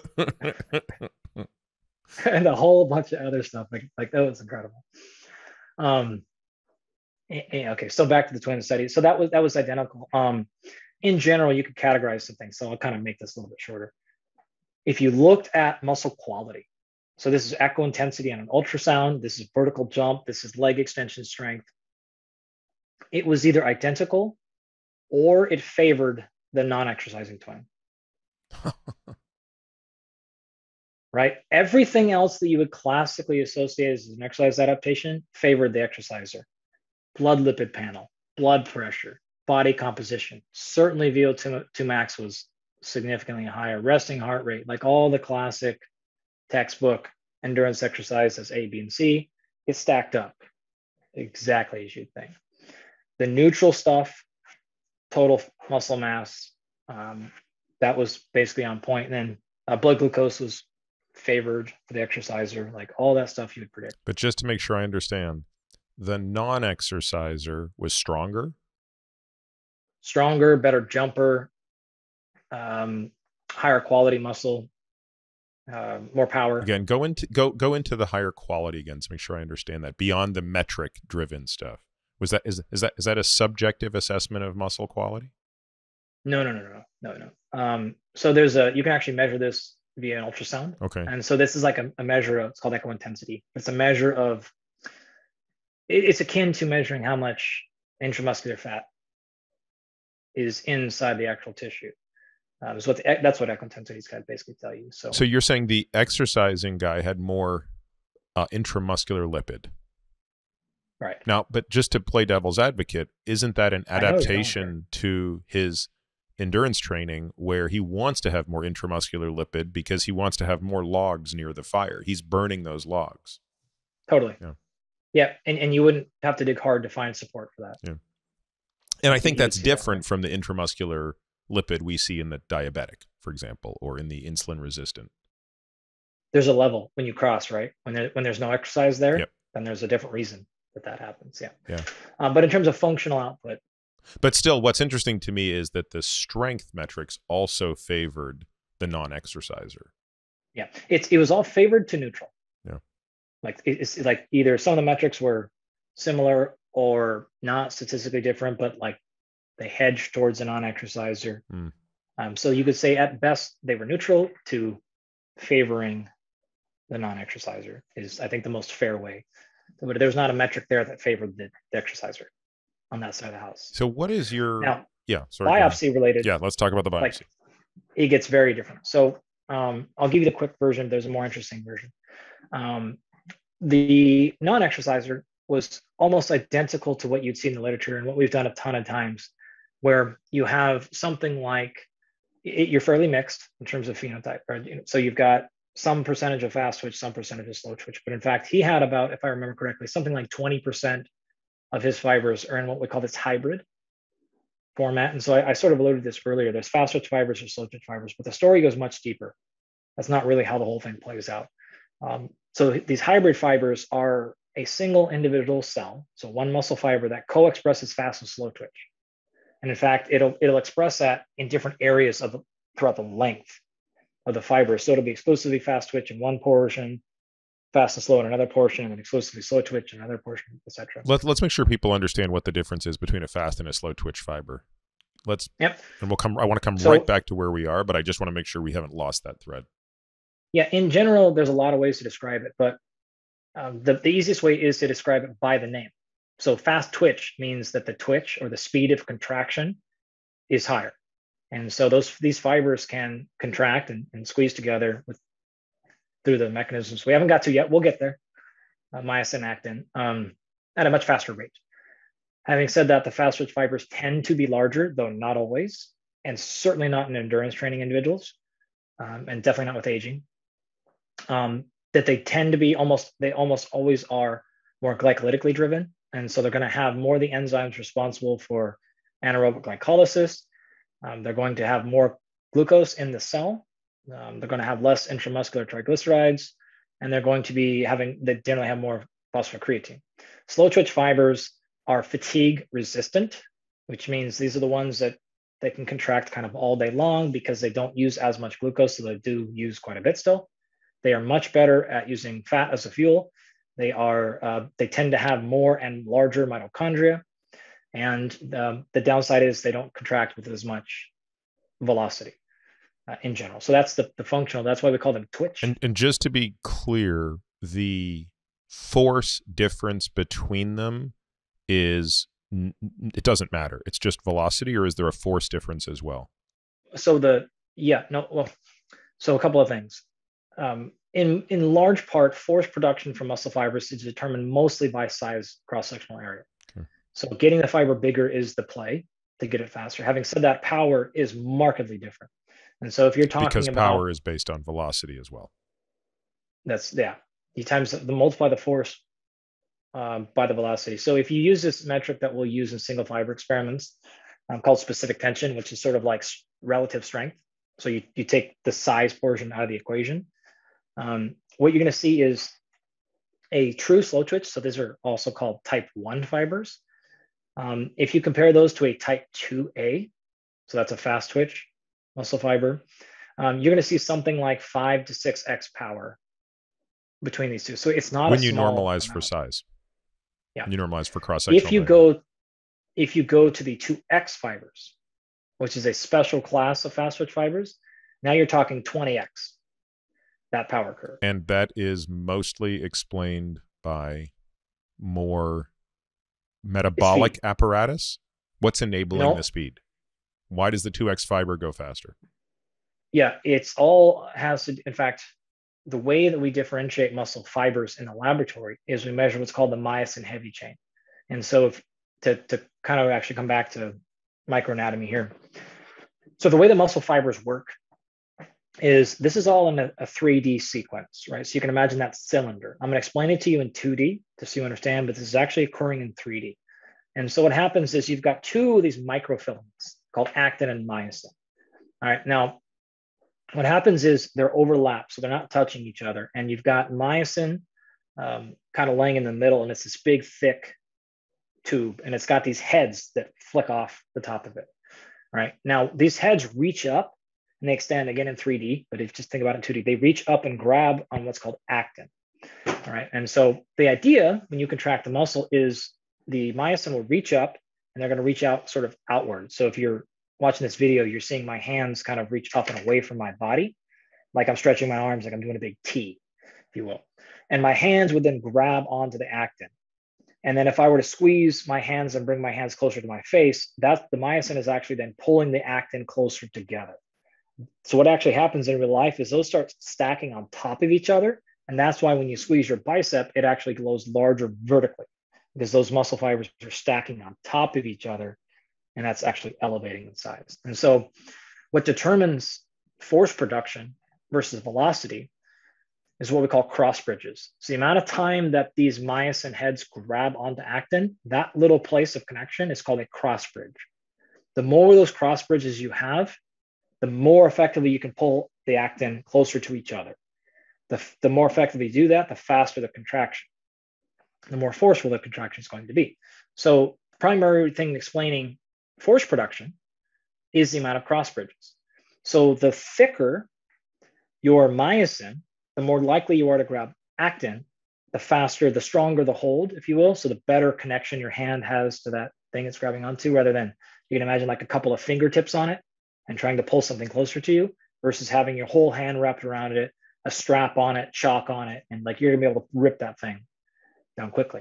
Now there are 6 actin that surround in a circle each myosin in human skeletal muscle. And so again, picture that 3D structure. So you can imagine if I'm standing up in a room and I'm myosin and 6 people are forming a circle around me like they're going to jump me or celebrate me or whatever. That's what it looks like. And my arms can sort of reach out. And no matter where my arms are, there's going to be somebody that I can grab. And you only have 2 arms still in this? You only have 2 myosin filaments? You have a ton. Okay. So you have 1 myosin filament. I'm sorry. You only have 2 heads, or how many heads do you have?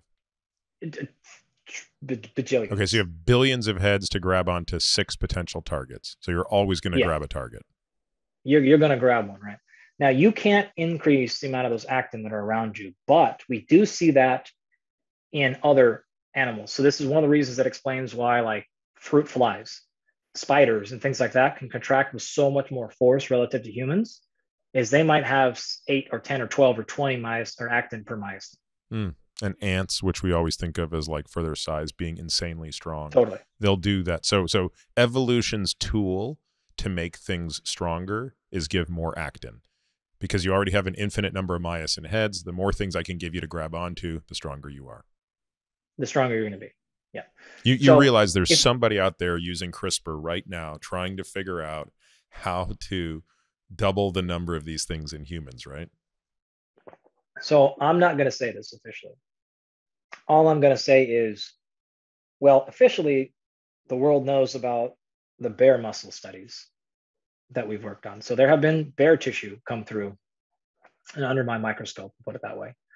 Bear tissue is actually quite unique. So they actually have so humans have that 2A and have that 2X. Which is formerly 2B, right? Incorrectly identified as 2B. Mm-hmm. That's correct. Most other animals do actually have, in fact, 2B. And the 2B is even faster than the 2X. And bears have a lot of them.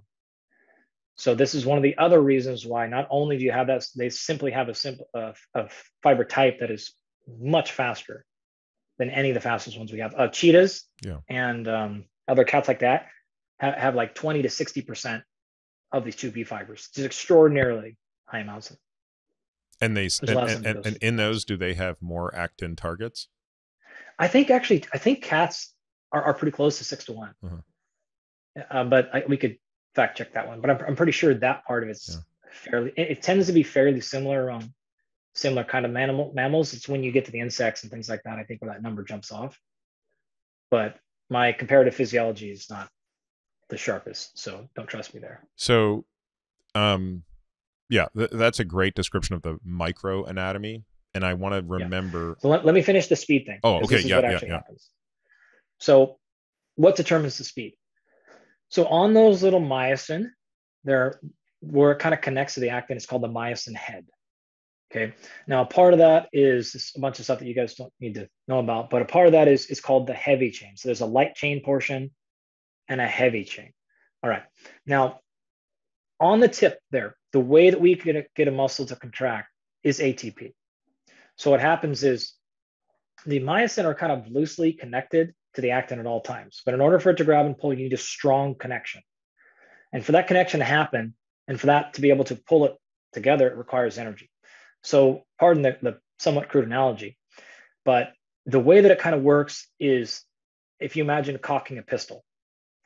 So in order to actually cock the pistol versus fire the trigger, the squeezing the trigger actually it takes a lot less energy than cocking it back. If you've ever cocked a thing, like you have to pull pretty hard. So the energy that we need actually for muscle contraction is not the pulling together. That's actually almost passive. It is the cocking back part that takes energy, right? And so that energy comes from ATP. So on the little tip of that myosin head is an enzyme called ATPase. As you know, you hear ACE, you think kinase, like you think like something enzyme that's going to work. That's the molecule that hydrolyzes ATP, splits ATP rather, right? So to make that simple. So what you have to do is actually invest in ATP. That gives you energy. Use that energy to cock that myosin back into place. And now it's kind of sitting there. But it can't bind strongly until calcium comes into the picture. It gets released from the sarcoplasmic reticulum. That has to come into the equation. It has to cause this conformational change in actin and move these T-tubules, or that comes from T-tubules, and move some other things around. Once those things get moved around by the calcium, then the myosin is like, oh, boom, it connects something, and then it just almost subconsciously snaps as hard as it possibly can. And that's why you can't regulate force production. It's like it's just going to catch and snap. In order for that to go back, you actually have to invest more in ATP. This is also, side note, what explains rigor mortis. So this happens, it gets contracted, you don't have the energy to then pull it back in, so then you stay in this locked sort of skeletal muscle contraction position. So now the speed at which you can do that ATPase thing, that's what determines single muscle fiber contractile speed. That's also that myosin heavy chain is what we measure in the lab, and that's how we determine fast twitch versus slow twitch. So if you were to use a technique that we use called gel electrophoresis, basically you put a gel between two pieces of glass and you just pour gel in there and it gets like solidified, just like hair gel, like a little bit thicker. And then you put each individual muscle fiber in its own vertical lane. And then you put a little bit of positive charge on the top end, a little bit of negative charge on the bottom end, or inverse, doesn't matter. And then you actually put a little bit of chemical bath around the muscle fiber that has a charge. You turn the electricity on, positive goes to negative, etc. And so those fibers run down vertically through the gel.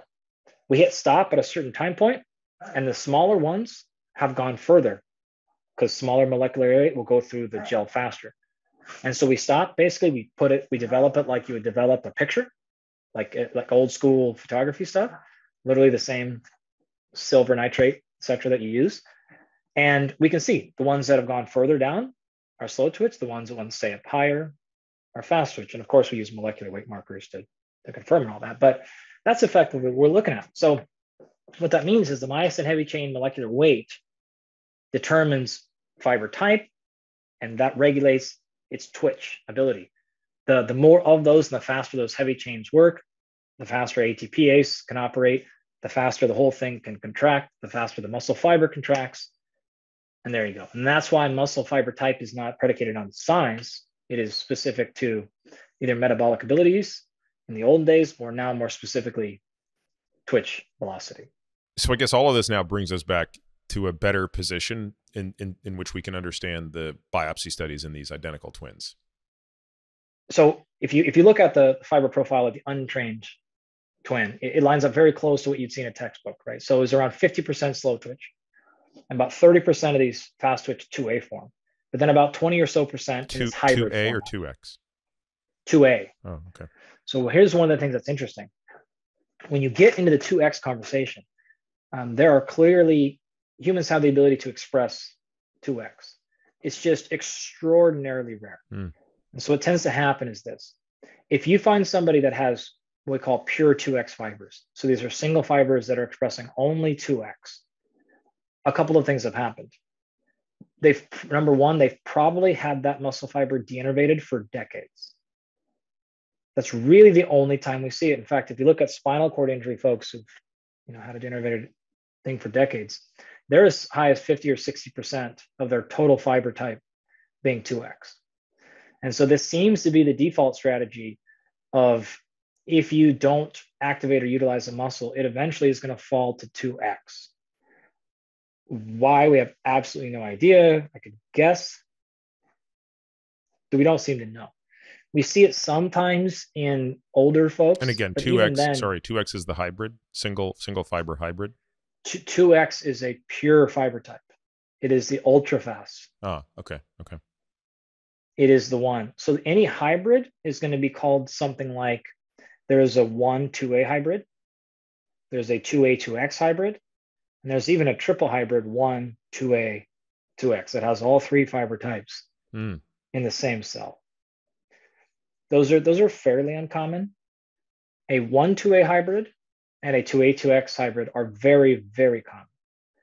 A pure 2X by itself, though, is extraordinarily rare. In fact, we've done hundreds of thousands of individual fibers in my lab and have probably seen in total 20 or 30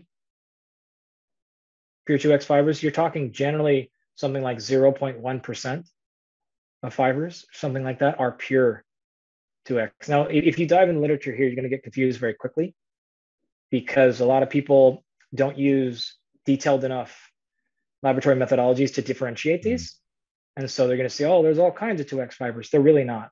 They're very clearly 2A, 2X fibers. They just didn't run high fidelity enough to actually differentiate between hybrids. And so you'll pick up 2A, 2X fibers as having some portion of 2X. And so it's a difference between, does that fiber contain 2X versus is that a purely 2X fiber, which is sort of a semantic difference. But in our world, it's a big deal.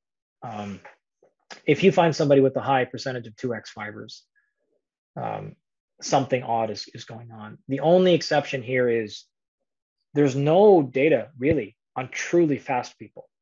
We have a lot on powerful people. We have a lot on kayakers and bodybuilders and weightlifters. But as we discussed at the beginning, That's actually not Meaning we truly don't have data on speed. sprinters? No, Why? great question. It's hard to get these folks in the lab, I guess.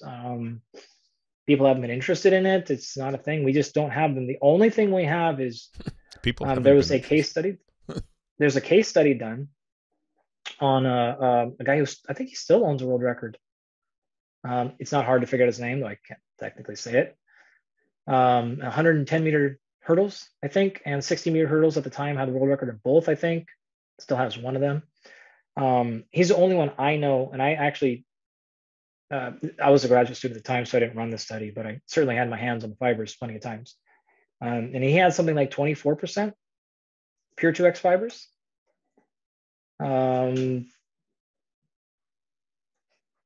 So what did I'd like to see that replicated.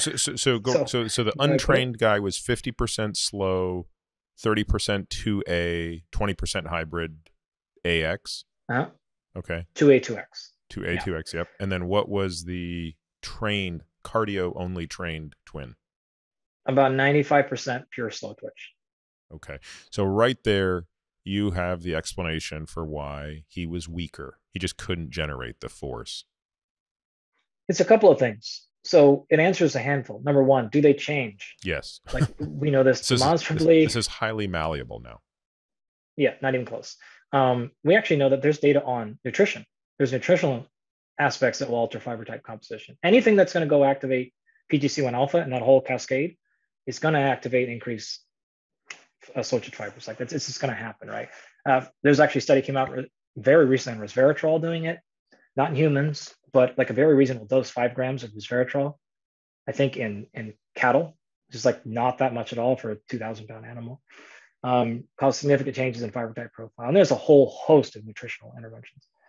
The question of, okay, does it change with physical activity?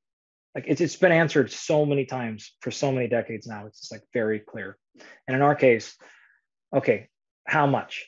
How much can it really change an important amount? Well, I don't know what these people's default is, because one could argue the untrained guy was actually in an adaptation state. He would have, yeah, he had a higher state, yeah, and he deviated away from his potential. Right, because one thing that seems to be very clear is these 2A, 2X fibers are generally associated with poor health. And so we see this concentration go up, whereas any kind of physical activity or space flight. A 2X by itself is not. A 2X is basically irrelevant because they just don't exist. Yeah, okay, got it. And if you have them, it's generally bad news. So you don't want to train into them. So the ideal scenario here is 2A. Those seem to be the place you want to train into. If you do any sort of physical training, those hybrids tend to go down, especially 2A, 2Xs, they kind of go away. And so I'm not surprised that the trained individual had none of them. And I'm also not surprised at the untrained one. So it lined up pretty textbook. So the magnitude of change is meaningful. So it's a case study, all that. What's your hypothesis if you had a third brother, a triplet, who was a who was a weightlifter or a power lifter? The distinction I actually don't think would matter a ton. Yeah. You're going to get the same answer. I would not be surprised if that third was 70% fast twitch, 2A. And 30% type 1. Yeah, with probably very few hybrids if they're trained. Now, the one distinction is the 2A, 2X fibers tend to be a little more responsive to a little bit of workload. And so you have to hit sufficient volume to really get them to go all the way away, but it's not that much. So if you're just like kind of like a laissez-faire lifter, you'll still have some around. But if you're training seriously, those things are going to go away. Yeah. So I don't really think, given enough time and exposure, I don't really think that there's a limit to the plasticity among fiber types, even within a normal human condition. Now, this was 35 years. Yeah, yeah. So like, do we have a sense about the window in which you are maximally susceptible to it? So if someone listening to this is 50 years old and they've kind of been sedentary a lot of their lives, but because they listen to this podcast, they've now got the motivation to become big time exercisers, how much can they, bend the arc of their fiber curve? So fiber type is actually really quite cool because it doesn't seem to matter what age you are. Mm. So training studies in 70-year-olds, we see dramatic changes in fiber type in 6 weeks, 8 weeks, certainly. And the magnitude of change doesn't seem to differentiate. In fact, Wow. the way that you want to think about this is it's kind of like an asymptote. The less trained you are, the quicker you'll the faster things. Yeah, the faster the initial adaptation. The closer to your edge. So if you're a weightlifter, in fact, we saw this differentiated. So with our world caliber lifters compared to national caliber lifters, the world caliber lifters had been lifting at a very high level for like 8 or so years, but the national caliber had been lifting more like 4 years. They were close to fiber type, but the national calibers had more fast twitch fibers. So what this tells you is initial changes happened very quickly, but getting from that last few percentage up took years for that second group. But we will see this again, 4 to 6 weeks to see a demonstrable change in fiber type composition is, and it doesn't seem to matter with age. In fact, as you age, it probably gets easier because your level of untrained is so high if that situation is there. One other thing I want to ask you about on the microanatomy side, Andy, is explain, you sort of have talked about it indirectly, but if a person hasn't maybe caught it, can you just explain how hypertrophy fits into this? So when a person wants to have bigger muscles, what's happening at the cellular level with their muscle fibers?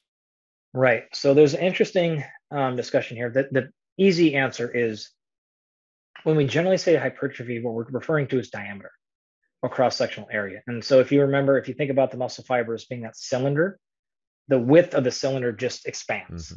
And so that circle gets larger is the way to think about it. And a crude analogy is getting fatter means each adipocyte is getting bigger. It's taking on and storing more triglyceride. Yep, exactly. So from a skeletal muscle perspective, the diameter gets larger. There's actually interesting work. We actually have some tissue on its way to Auburn right now.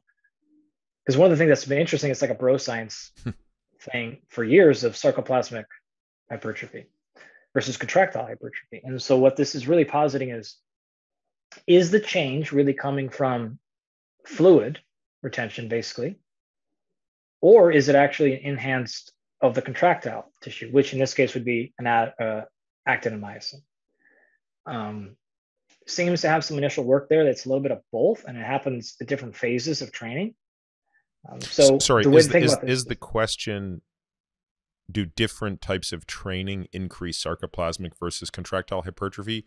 Or is the broader question, hey, is a bodybuilder because their sarcoplasmic reticulum is huge, but their contractile units are not that much bigger than the average person? I'm not sure. I want to make sure I understand the question. Yeah, so it's close, not the sarcoplasmic reticulum. It's what we call sarcoplasmic hypertrophy. Okay. So this would just be an increase in diameter with additional fluid intake.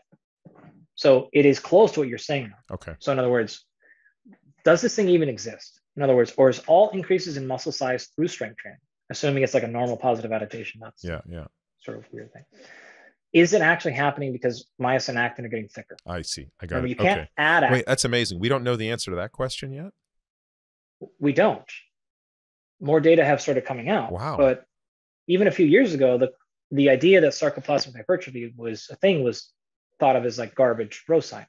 Meaning the idea, the sort of assumed belief was anytime muscles got bigger, they were getting bigger in the contractile units? Correct. Well, by the way, I'm not shocked that was the default hypothesis. I'm shocked that it wasn't definitively known. It was a technology issue. Okay. It was an assay problem, like figuring out how to actually measure this. When you take a muscle fiber, even with an electron microscopy, you couldn't do this. That's not the problem. It's the standardization of fluids. That's the issue. When you sample the tissue, it's how do you lock the fluid into place, basically. Correct. Yeah. How do you take this cell out of a living human and preserve its fluid architecture? Yep, without contaminating it. I got it. And you couldn't do that with like liquid nitrogen immediately. That flash freezes. Yeah. So if you get crystals in there, you actually lyse. You screw the whole thing. Got it. So beautiful. So what was just because I'm such a freaking nerd, I can't stand it. How did you guys solve this problem? Well, I didn't solve it. First of all, Mike Roberts out of Auburn has produced a lot of really interesting work in this area. His lab's just extraordinary. But they just figured out they were able to kind of take an assay from a colleague of his, figure out how to preserve it in liquid nitrogen is actually fine. But then from there, you have to thaw it correctly, and you have to do it. So he troubleshot this whole thing for a couple of years. I see. So liquid, you accept the crystals that'll blow up the size because, of course, if you freeze them correctly. Yeah, but it's how you thaw it that. Yeah. Oh, yeah. God, so chemistry's cool. hard. So cool. Like this. So it gets very detailed. But Mike could give you. And I hope there's some high school, college kid listening to this who's studying chemistry who's realizing just how cool and interconnected all of these worlds are. You know, chemistry, biology, physics, they're just so linked. Yeah. I always joke that like there's only one thing in this world. There's only one science. It's just math. Like as much as I hate math, the chemistry is math, energy is math. Like it's all just biomechanics is math. Like it's just, it's that math and reductionism, but that's it. Those are two things. Yeah. So to go back, what the question is, and here's like where the exercise scientist comes in. Why is it a bodybuilder can have more muscle, yet they're not stronger than a strongman or a weightlifter? Like, how is this actually happen? And this is where this whole thing comes about. Like, how is it that my hypertrophy can exceed yours, but somehow your strength? And the easy, like, sophomore answer is all neurological adaptations. Okay, fine. Sure, but like there's nothing happening intracellularly. Well, I don't think that's correct. And in fact, it doesn't look to be the case. And so there is some sort of combination, because here's the juxtaposition. There's a thing called lattice spacing, which is there's an optimal distance between that myosin and actin. In other words, if I was trying to produce a powerful contraction, but I was buttered up next to each other, I can't actually squeeze that hard because there's nowhere to go. Mm-hmm. If I'm too extended, then I actually can't. Yeah, it's the same idea as preload in a heart, right? Which is 100%. Preload is going to determine stroke volume, like everything coming in, right? So this spacing, if you're going to start adding contractile units one way or the other, you have to preserve spacing somehow. And so the idea is it will expand hypertrophically. But if it actually compromises your, because going back to math, I promise you there's a mathematical optimization for the exact strike distance between actin and myosin to not be overextended or underextended, and to have that perfect preload for maximum contraction. And if your hypertrophy training, I'm totally making this up, but if your hypertrophy training interfered with that and compromised it, you might gain size at the expense of potential strength. Right. Or if that hypertrophy was coming simply from excessive fluid and not actually contractile units, then you would actually have a larger muscle. And when I say fluid retention, I'm not talking about like acute fluid retention. I'm not saying like you're bloated today, you've water loaded. I mean, just there's enhanced fluid in a homeostatic balance inside the tissue because diameter has gotten larger, but it wasn't met with an equal amount of increase in contractile units.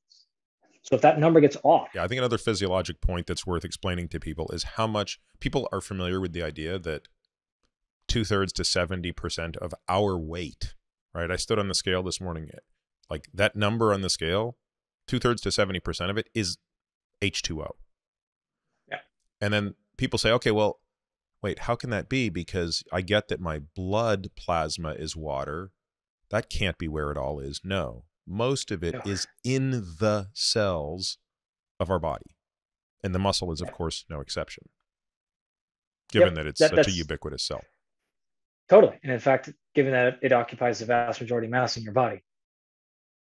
Yeah. So given the fact that in order for it to store its primary unit of energy, it needs to bring water with it, being glucose, right? Like, and just tell folks how that differs from like again, going back to bodybuilding, I love following Jay Cutler on Instagram because I was just such a fan of his as a bodybuilder. And he's just one of these guys who in retirement is still like training hard, paying attention to his nutrition.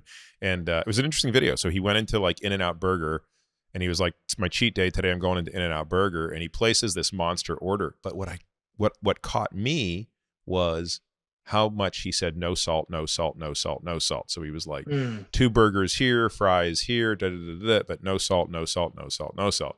clearly this guy knows something about the effect of sodium on fluid retention. That's a different fluid than what we're talking about now.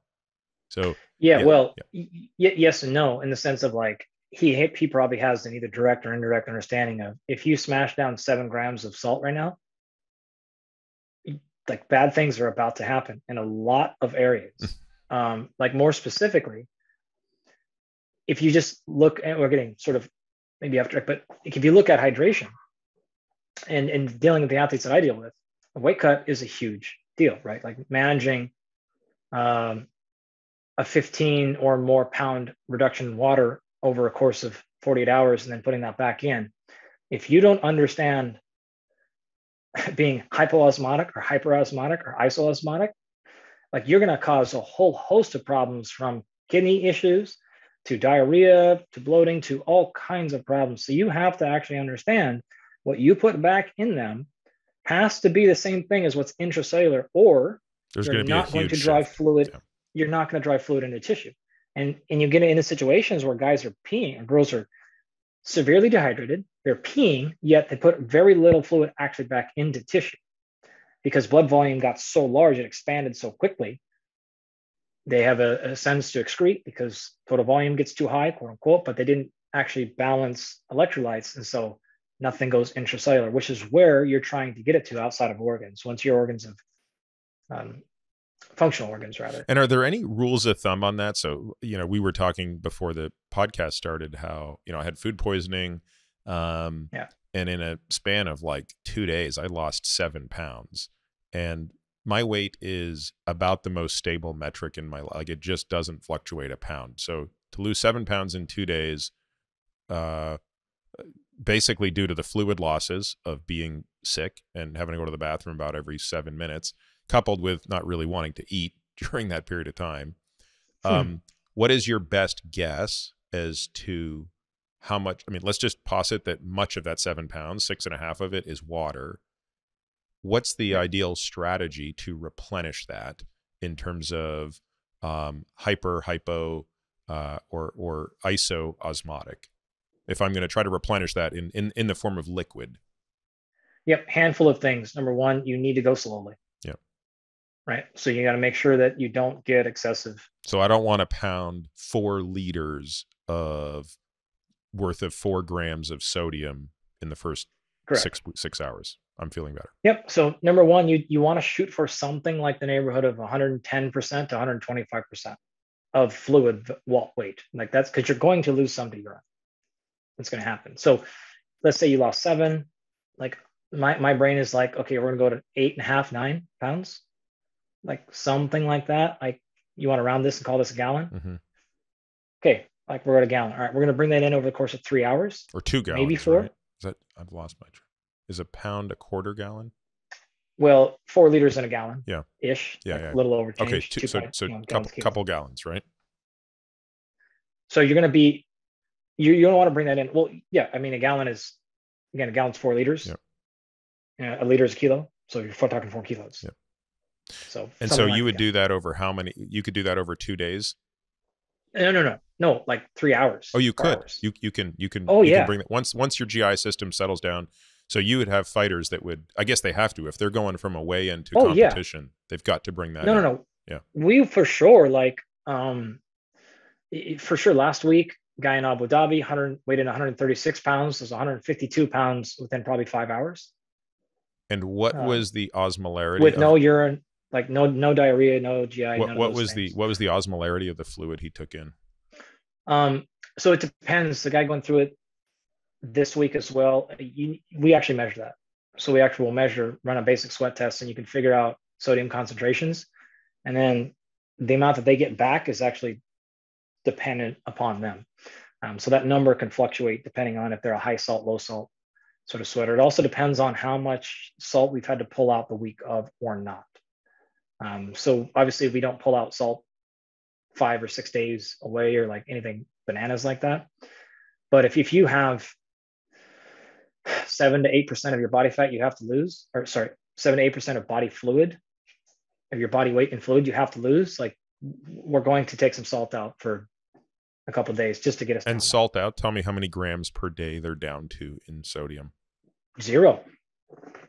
You're going to get down to 0 on those last couple of days. So you're going to get down to, like, a classic example is we might have them at like 2.5 grams, kind of like fight week per day. It's like not unreasonable, but the day before, like water cut day, it's 0. It's as much as like you're boiling chicken to get as much possible stuff out of there. You're eating as much, like as low as close to 0 as we possibly can for that 24-hour period. And that'll have, ideally you don't have to go that low, but sometimes you have to. That's a bigger impact than cutting calories, which you don't really want to do at that point. Yeah, I don't even care about calories. The calories are irrelevant at that point. It is simply physical weight of food, and this is a fluid manipulation game. If we can keep them at like a gram for that last day, like cool. But a lot of the times you're staring down the barrel of an 8 to 15 pound water cut on a day. Like, you just need every advantage. Wait. I'm sorry. 8 to 15 pounds of water you can cut in a day? Oh, yeah. Yeah, for sure. In a guy that starts out as little as like 160 pounds? Like if you're trying to get 160 to 147, you're doing that in a day? You can. It's not ideal, but you can. Okay, let's make it ideal. If you did it, would 2 days be ideal to do that? Now, so ideally in the situations, you start off, you come into fight week in the proper situation. So you need to come into fight week hydrated on normal, or like even maybe slightly higher salt, normal or higher carbohydrate. You need to come in healthy. You need to come in recovered, not overtrained, all that stuff, because you have to play a whole bunch of games here.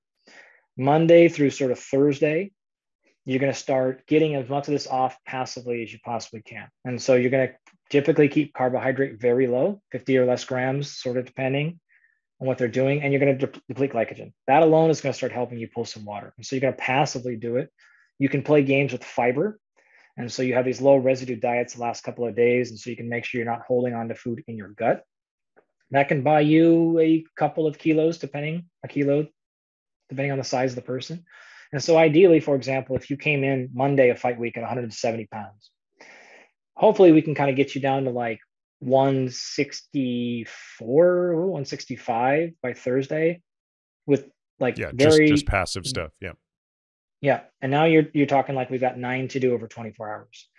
Well, you're going to float a couple throughout the day, just urinating and stuff, because you're being very hydrated. You're going to float 1 or so overnight, just because of that. So really there goes 3 right there. So now you're talking like we got to do 6 or 7 of like active water dropping in that situation. So that really is a 15-pound week, but it's not that bad. Okay, but where do those like 6 come? Those 6 come just from taking straight water, pure soda. That is the complete sodium restriction. Well, you're gonna have to add in some sort of sweating component. Okay. So you're gonna have to do sauna or cardio, bath, something like that. If you're already down, the ideal situation is you do a little bit of physical activity, maybe to burn any last little bit of glycogen without getting like too terrible feeling, and then from there. Ideally, it's sort of like what you'll see a lot is what's called a mummy wrap. So you basically lay down and you put a bunch of blankets on yourself. It's like very easy to regulate blood pressure and make sure you're okay. You're not at risk of passing out. And you'll sweat like a pretty good amount. And like then that. Weigh-in is Friday.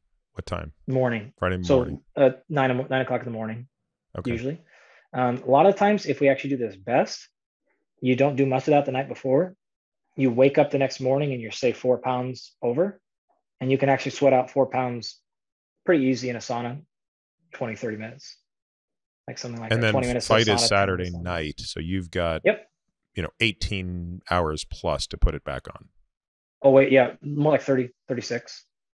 Because they're going to weigh in at 9 o'clock in the morning Friday. Yeah, and typically, if we do this again, correct, it's that all these scenarios don't always play out, by the way. It can get quite chaotic. But yeah, you would ideally be back to your normal Monday weight within 4 to 5 hours after that weigh-in. And so you're only touching that final scale number for a very short amount of time. So you're kind of faking the scale. So you're back to that normal fight number. And then by the next morning, like you're certainly well back normal. Now, the only difference, the only thing here is Like recovering muscle glycogen in 36 hours is close enough. Like you can get, if you do this correctly, you can get a pretty good way. You can actually get body weight back, no problem. The difficult part is getting brain fluid back.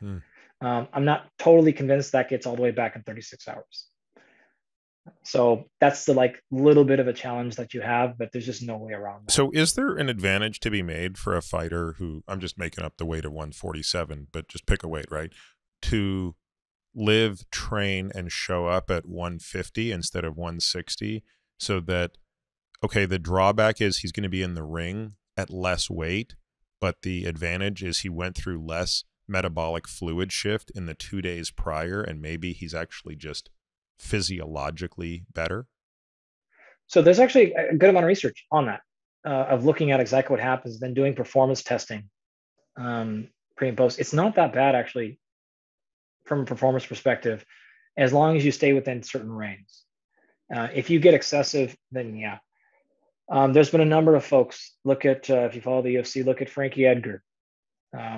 He's won multiple world championships, significantly undersized, right? So that works. In general, though, it starts to become challenging because in the sport of MMA, the weight classes are so large. In boxing, you've got a weight class every 4 to 7 pounds. So if a guy is really 6 pounds heavier than you, is it that big a deal? In boxing, no. If a guy is 15 pounds heavier in a grappling sport, it's huge. It's just, and you'll see this, like, he held me against the cage. She just held me down. She didn't even ideal situation is nobody cuts weight. Like, ideal situation is that's all gone. But how do you ever do that? Because somebody will be like, well, I'll take that advantage. Yeah. So ideally, if you do it right and you can come into fight week at 6% over fight weight, it should be no problem. Performance wise, you should get there, other than like the pain in the ass it is to deal with. You start getting to 8% fight week. Okay. It's 10% fight week. Like, all right. I guess it's going to be really, really challenging. But yeah. All right, let's bring this all back, because I'm guessing, you know, that we've gone probably a lot deeper into the physiology, the anatomy, the microanatomy of the muscle, but I think it's worthwhile. I think this was an investment that was worth making, because now it becomes a lot easier to talk about some of the things that are effectively the application of this. And I really want to kind of go back to how we started talking about this, which was through the lens of different types of athletes that are effectively the beacon of excellence in anything that has to do with muscle. So we talked about a powerlifter. Powerlifter, despite the bad nomenclature, is ostensibly the strongest athlete at the all-out max 1 rep, don't care how long it takes movement. You then go to that weightlifter who's also doing a 1 rep, but boy, he or she is also got to be incredibly coordinated, and therefore by definition, because of the nature of the movement, incredibly explosive, but it's just 1 rep. The strongman, he's, you know, throwing boulders and having to pick them up and throw them again and again and again. Insane amount of strength, but you're not just relying on one energy system. You've got to also have a little bit of endurance, both muscularly, cardiovascularly. The CrossFit, you know, athlete, also very strong, also agile, mobile, has the explosivity, but not, you know, basically isn't as good at anything as those first 3, but has something that none of them have, which is a greater degree of endurance. I think we looped in the bodybuilder, which aesthetically looks like, you know, better than all of them, has bigger muscles than all of them, but has to meet no other requirement. And then I think I like that you brought in finally the sprinter, which is the pure, you know, you could argue the highest ratio of power to weight and locomotion optimized. Okay. I will never be half as good as any of those 6. I think there's 6, right? 1, 2, 3. Yeah, there's 6 of them. And most people listening to this don't need to be, but we probably want bits of each of them in us, right? So let's now talk about hypothetical ways to train. And I did this with Lane, and people really liked this approach. So maybe we'll try to do the same thing. Let's go through some hypothetical case studies, right? So person comes to you and says, Andy, I want you to design a training program for me. Here's what I look like now. Here's what my goals are. And the goal is a no holds barred approach to what they need to do. In other words, don't, unless I specify it as part of the problem, don't hold back, you know? All right. So we'll start with the easy one, which is the untrained individual who comes to you and says, okay, I bought it. You know, I'm all in on this. I'm willing to go to the gym. You know, Peter's already got me doing a couple hours a week of zone 2 on the bike, but I don't even know how to approach this strength training thing. I'm willing to, I don't know, put 3 hours a week in the gym. I want to get bigger because I had a DEXA scan and it really showed that my ALMI was about the 40th percentile. And I really, looking at the literature, I think being at or above the 75th percentile for lean mass is a better place to be. So that's where I'd like to be in a year, 2 years, 3 years. But I also want it to matter. I want to be stronger. I want to be able to do stuff when I get older. I don't just want to get bigger. I want to be able to never enter a competition. I'm not here to enter the strongman competition, but I never want to hurt. I want to be able to chop wood in my backyard. I want to be able to carry stuff around. I want to be able to travel with a backpack on, blah, blah, blah. Any other questions you have for me before you design my program, Andy? How many days per week did you say? I could be up to going into the gym 3 days a week, an hour at a time. 3 days total. Okay, cool. So you've basically described every one of our executive clients in our rapid health optimization program. So I can nail this one. I obviously spent most of my career with professional athletes, but we deal with this problem all the time in rapid.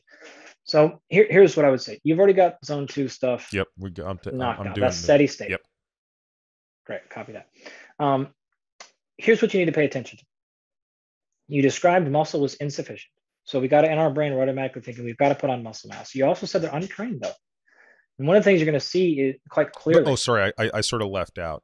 I was active in high school and college. It's not like I've never done anything, but I've been working really hard at my job, started a family, and so for the last 10 years, my only exercise has been activities of daily living, which include sometimes hiking and playing with my kids. But yes, I haven't been in the gym. I haven't been in the gym in a decade. Sure, perfect. Yeah, you still described everybody in rapid health optimization, right? No problem. So the way that I'm just going to walk you through I'm going to break the 4th dimensional wall here. My brain is immediately thinking, all right, we need hypertrophy. This is the base and foundation of everything. You're going to get stronger by doing hypertrophy. At this stage of your training, like we talked earlier, those are not always coupled. You can get stronger without getting more muscle mass very clearly, and you can get really a lot of muscle without optimizing strength. We talked about that at the end of those spectrums. You're at this end of the spectrum, the opposite.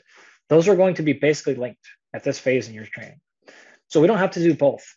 You can do one and get both adaptations at the same time. Because I'm so low on the curve, anything is going to give me a bit of both.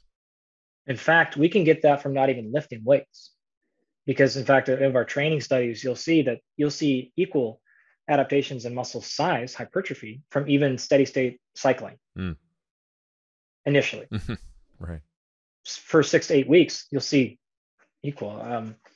All of our concurrent training models and studies will show the same thing. Not only is there not an interference effect at this stage, it's a complementary. In fact, a study came out more recently showing 6 weeks of endurance exercise, steady state cycling prior to hypertrophy actually enhanced end result muscle growth. So spending time initially getting physically fit before trying to add muscle mass for someone like this, it's a very fruitful investment. Great. So the fact that I've been doing my zone 2 for 2 months actually has you pretty happy. Super happy. Okay. I'm also thinking, all right, you mentioned longevity, physical function as we move down. You also mentioned, you said 3 years from now or something, which tells me your mind is really thinking about long-term investment. That's right. Peter has me committed to This Yeah. is not about looking good in my bathing suit in 6 weeks. I'm not in a rush. Copy that. Yep. Right. So one of the things that you'll see very specifically with aging is a loss of physical function, and that's more geared for power. In fact, the rate of, you've probably covered this before, rate of loss of muscle mass as you age is something like 0.5 to 1% per year. Loss of muscle strength is double to triple that. Loss of muscle power is triple that. And so what are you seeing? You see a very precipitous drop in muscle power. And why is that happening? Speed. A little bit of loss of speed. Aha. So preserving, in fact, you can do this. You can go look at the world records of all sports across age groups. So if you look at like track and field, what's the world record in the 100-meter dash? And what's the world record for the 30 to this? What's the world record for the 40 to 50-year-old range, 50 to 60? And what you'll see is strength sports like powerlifting, the world record through age doesn't go down that much. The world record in speed and jumping sports just falls off a cliff. Yep. So it's preserving speed. In addition, my friend Greg Grosicki just published a paper this week in Journal of Physiology, a blue ribbon journal in our field, right? It's the highest you get. And this was actually looking specifically at single fiber contractile function changes with aging. And the data here are extraordinarily clear, have been a long time. You see very little loss of function in slow twitch fibers through aging, regardless of exercise or not. I sort of mentioned this earlier, but you see a dramatic reduction in fast twitch fibers. And you actually don't see a drop of power. And so there's nothing internal to the muscle fiber that's going down. So another way to say this is, if you take an individual muscle fiber, that's the problem. It's the fiber size. The atrophy of fast twitch fibers is the almost exclusively the problem with aging in muscle. You have got to maintain fast twitch fiber size. Now, there are some loss of total fibers, but that is actually very difficult to find scientifically. Counting total amount of fibers in a live human muscle is extraordinarily difficult. So what we're after here is, anytime I'm thinking longevity, I'm thinking primarily absolute force and power has to be preserved. And this is a fast twitch fiber atrophy issue. This is a target.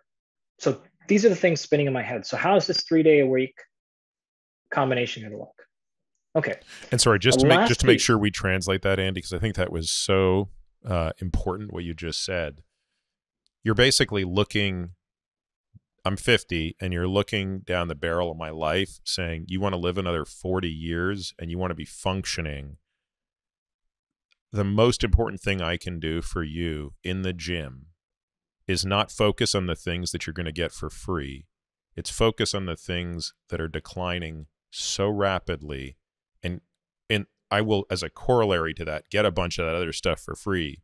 But I have to focus on the atrophy of your fast twitch muscle fibers, because it's already happening and we need to stave that off. And we need to put in the gym systems to support the reversal of that process. Because if I just ignore that, I might as well be that highly exercised twin guy who's, doing all his cardio, but at the end of the day, he can't jump off the curb. He can't, he's going to be the hypercardio athlete who's still a decrepit person in the last decade of their life. To make it even better or worse, those fibers require specific types of training.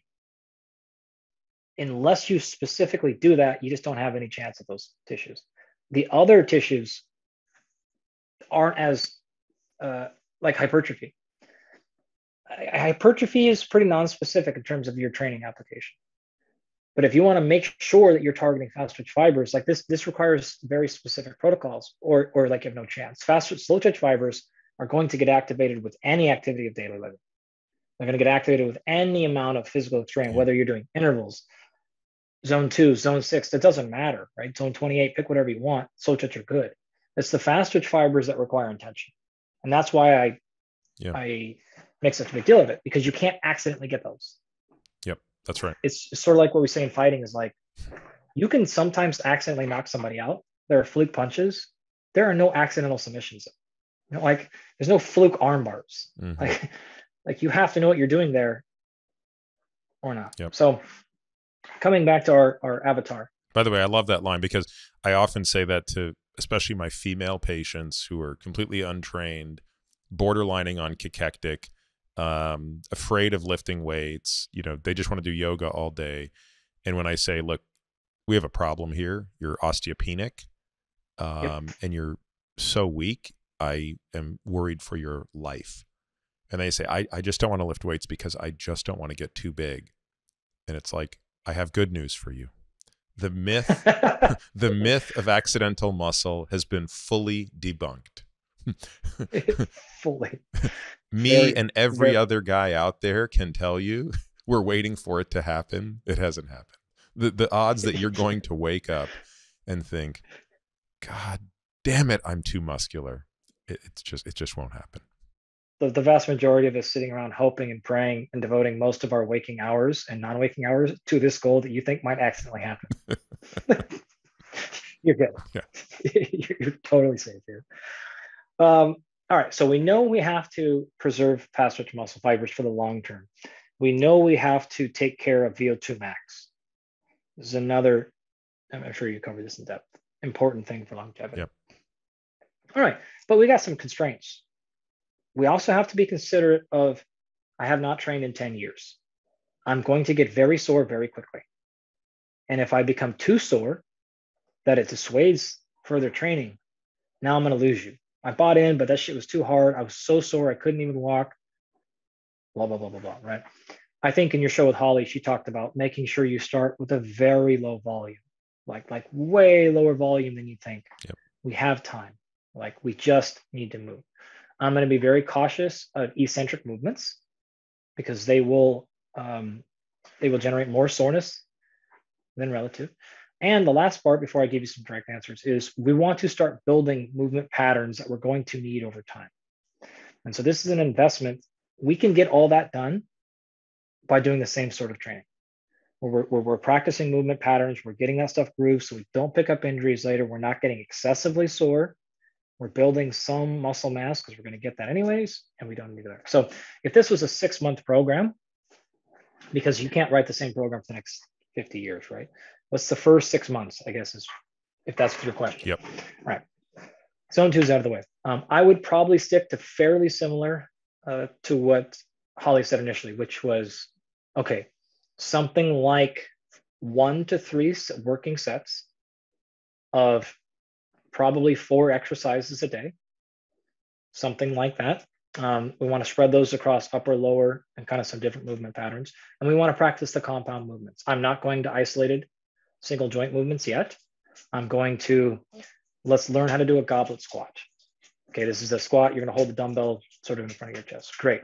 We're going to learn to do a hip extension. We're going to learn to do a basic overhead press or some bent rows, things like that. And I'm going to spend 30 minutes on those things. I don't even really care about tracking progression at this point. We're going to track, did you get the movement pattern down right? Did you brace? Is our spine in the proper position? Are you breathing through your nose and through proper positions? Is your neck in the right spot? Great. All this foundational stuff that feels like not a big deal at all right now, because it shouldn't be. But we're making sure boxes are checked so that when we start progressing load later, that neck doesn't start getting irritated. Right? We're just being in that position. We're going to do that, right? Okay, so we're basically completely optimizing movement patterns. We're making sure we don't hurt ourselves. We're learning new skills, right? We're learning skills of exercise. Let's now go to the next 6 months. So I come back to you, Andy, and I say, this has been great. Like, this is not as difficult as I thought it was going to be. I've kind of enjoyed going to the gym, and honestly, like, I even see a little more definition in my arms and my legs, and I'm a little hungrier. So I've been eating a little bit more. I haven't lost any weight or anything, but my pants fit a little bit better. I'd like to take this up a notch. I can't commit more time though, Andy. So I'm really kind of, 3 60-minute spots is all I can get because I still got to, get my kids from school and work is just as demanding as ever. But how do I increase the desire to be even bigger and even stronger and even more functional. Great. So now we have to start investing that 60 minutes in those 3 workouts into different sections per workout. So we need to start doing something to start addressing power and speed. I'm going to give that the first 10 to 15 minutes though. We don't need to go nuts now, but we need to introduce those movement patterns and those velocities and that tissue tolerance, what we call it. So your ability to land and absorb. It's not creation of power, but it's the back end. How did I stop that movement? How did I land from it? We're going to continue to invest in the muscle growth. I mean, now we can start pushing the pace a little bit. And then we're going to actually, at the end, start investing in either muscular endurance and or interval stuff. So if we're still continuing to do zone 2, that's great, but we haven't worked on getting heart rate up, coming back down and regulating that whole piece. So what's that look like?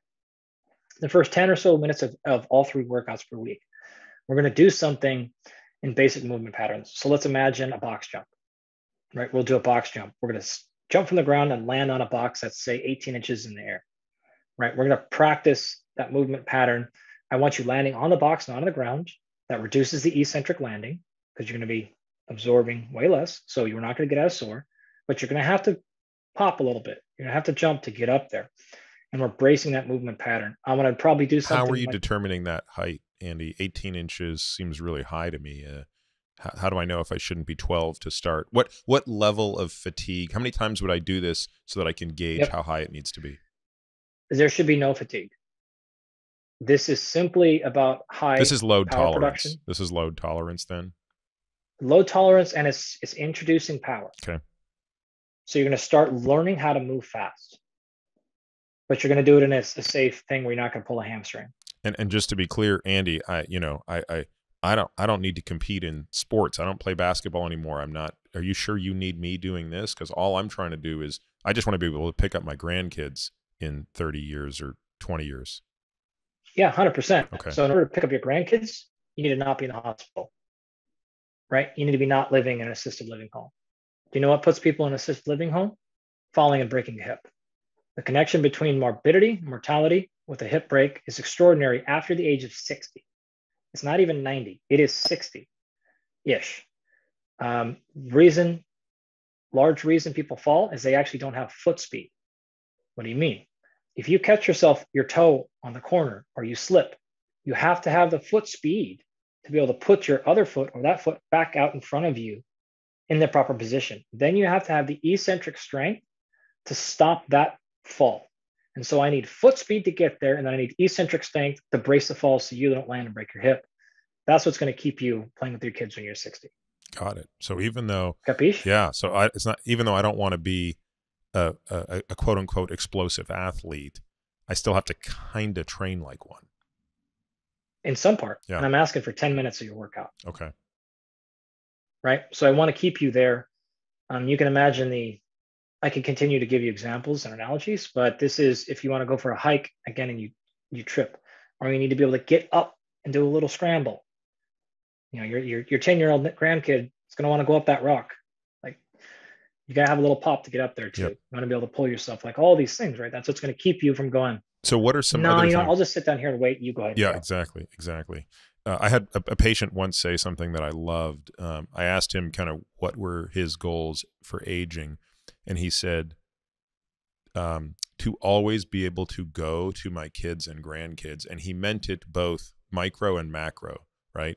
Meaning I never want to be in the position where I can't get on an airplane and travel and go wherever they are. And I never want to not be able to go physically in the moment to where they are.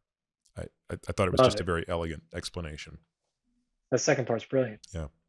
That's so good. Because that's the example there. I'll wait here versus, no, I'm going to come with you up that little rock. Yeah, it's the water slide. I don't want to climb up those stairs. It's 7 of them, but like, it's all the little stuff, right?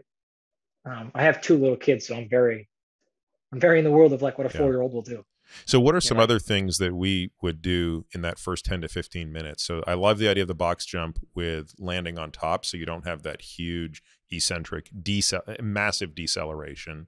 What about bounds, skips, things like that would all be in there? Yep. Medicine ball throws are great. Medicine ball slams are great. Medicine ball tosses up in the air, high as you can go, as far as you can go behind you. These are reinforcing movement patterns you built the previous 6 months, proper hip extension versus low back extension, etc. It is also doing what we call triple extension. So you're simultaneously explosively extending the hip, knee, and ankle. And this is a very important human movement pattern. You can do that without jumping and landing by throwing a medicine ball, tossing it. Yep. If you go to plyometrics, you have to be a little bit careful here. Plyometrics are totally safe for all ages as long as you account for volume. You just can't do too many of them at too high of an intensity, in this case, the eccentric load. So jump rope. A 5-minute jump rope is just plyometrics. Right now, when you go single leg to single leg, you start increasing risk. Like, so if you're to jump from your right leg and land on your right leg alone, risk. But 2-leg to 2-leg is very easy. I mean, for Pete's sake, you can play hopscotch. Hopscotch is just 2-legged plyometric to single leg to back to forward progression lateral. It's a wonderful little exercise. Isn't it interesting when you go to a playground and watch kids play to realize they're not being told to do this, just the inherent ability that they have to be explosive. And as you said, how that deteriorates with age. Like, you just can't imagine watching a group of 40-year-olds sitting around just deciding, let's go play this fun game where we jump around. I mean, you do that if you're playing a sport, you do that if it's part of your pre-programmed workout, but it's not the equivalent of NEAT, right? Where you just... There's no spontaneous. Yeah, it's not spontaneous. Power. Yeah. Last one I love is actually, don't get thrown off by this word, but I love sprinting. And I just give me 70%. You would be surprised of like, whoa, it feels like great / terrible. But if you can get on like a woodway or a controlled situation like that, and you could just do some like 70% sprint, just getting through the motion, kind of tempo is what if you're a runner, like you call it, that type of stuff. For very short distances, I'm talking like 15 seconds. Just kind of stride it out. Okay, slowly come back down. Wait a minute or two. Fully recover here.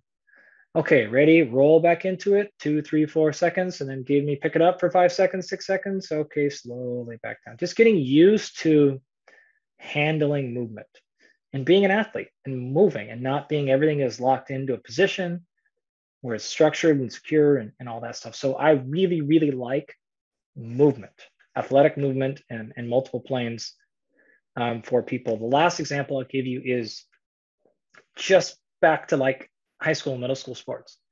We're going to play 10 minutes of basketball. Go to the court. We're going to shoot, drive it up and down. Like, we're going to play racquetball as our warm up today. We're going to play badminton. You get over there, I get over here, like 2-on-2 bad. Like, you can do a lot of little different things that are going to be multi-planar. It's going to be speed, agility, and quickness at this point. So you're going to get change of direction. All this stuff is the foundation piece you need to get to when we actually do some speed and agility drills next year, or wherever we're going to get to, right? Like, which is going to be part of your plan. So those are all a bunch of examples. I would recommend doing a different one each day of those 3. So it's Mondays, we're going to do med ball stuff. Cool. Wednesdays, it's going to be pickleball. And then Fridays, we're going to do, some jump stuff and some medicine ball horizontal throws. Like, whatever the case is, maybe, or it can be jump rope. It's going to be hopscotch, things like that. I'm not against bounding, broad jumps. I typically want to start here 2-on-2, so 2-leg leave, 2-leg land for this person. But they don't have to be forward. They can be lateral jumps. They can be combinations. They can be all kinds of things. You honestly, you'd be surprised. Like, I don't want to say this too loud in case somebody hears, but that stuff's actually kind of fun. Like, it's pretty fun. You're going to get a lot of giggles. You're like, I haven't jumped like this. It's like they're going to feel weird, and it's going to be way different than what they're thinking this strength training thing is. Like, you'll get some giggles. So that would be my That's your opener. That's 10 to 15 minutes. Okay. Now we're hot. Now we're ready. Okay. Now we're going to move into a strength training. And so what I would still do is keep the same structure, total body on all 3 days, because here's what's also going to happen. Once a month, you're going to miss one of those days or more. Your kid's going to get sick. I got too busy at work, blah, blah, blah, blah, blah. If you do body part splits, you'll start missing all day. You're going to miss chunks. So I like, in these situations, these people, I want whole body every day. You're going to recover just fine. I would do a different rep range. So I would do something like Monday is going to be, say, 3 to 4 sets of 5 to 7 reps. You're going to be able to go heavier. You're going to have a minute and a half rest between each one. Wednesday, though, what RPE do you do there? 7 to 8. Okay. So meaning just for folks listening, at the end of that, you're finishing with maybe 2 reps left in the tank. Yep. Okay. Yep. Like I want to, like for the working sets. Yep. Yep. For Wednesday, let's go 15 to 20 reps per set. Right. So now you're actually going to have less, you're probably going to drive less soreness because you're activating probably less fast twitch fibers. You're going to get more of a pump. You can actually like push the repetitions and you can work harder and probably get a little bit less sore, and you'll feel more of an acute satisfaction for a lot of people, right? Like you feel the feeling and your risk has gone down a little bit. And then the third day, you could go really wild and you could do something like isometrics, where you're just holding positions. Very good for joint, very good for connective tissue, and very good for just doing something different. All 3 of these are equally effective for hypertrophy. So your gains in muscle size are going to be identical across the board. And now you've introduced 3 different elements. Let's talk a little bit about isometric. I'm now going to deviate from my patient into back to being Peter and interviewing. We didn't talk about it, but everybody's probably heard of an isometric. It's force generation or muscle contraction without movement. Big part of my recovery from shoulder surgery. I had a labral repair a while ago, and this was the first thing I was permitted to do, begin, humeral extension and flexion without movement. And, interestingly, I hadn't really spent much time doing isometrics outside of that, with a few exceptions. There were some a lot of isometric deadlifts I was using as a precursor to deadlifting, just a great way to sort of warm up. But I don't think I was actually aware that isometric training could generate or elicit the same hypertrophy response as isotonic or movement-based contraction. Why is that the case? How does one know where to be in the range? So for example, if I do a bicep curl, I can get every range of the bicep, but do I know if there's an isometric benefit to being here versus here versus here? Yeah. So are you 10% flexion, 30% flexion, 110% flexion? Where at? I have so much to say on this one. We good for 2.5, 3? We go another 3 hours? Good. I will say this: we're clearly going to do a part 2 of this podcast, so we'll There's a whole show on this area because of this. So you actually sort of invertedly asked, well, what's actually driving muscle hypertrophy? And it's not the workout per se, it's the stimuli, right? So then what are those stimuli? That's a whole conversation. And the reason hypertrophy is training wise, in terms of what reps to do, what type of exercise I consider to be the least scientifically interesting, is because it takes the least precision, because the mechanisms are so spread across different areas that it's like you can go from A, B, or C. You don't have to have all 3. You can also have A and B, or you can have A and C, or B. You're going to get there. The muscle is very much listening to that signal. It's not so much for other things. And so it's very easy to kind of land accidentally in hypertrophy range, as long as a couple of things happen.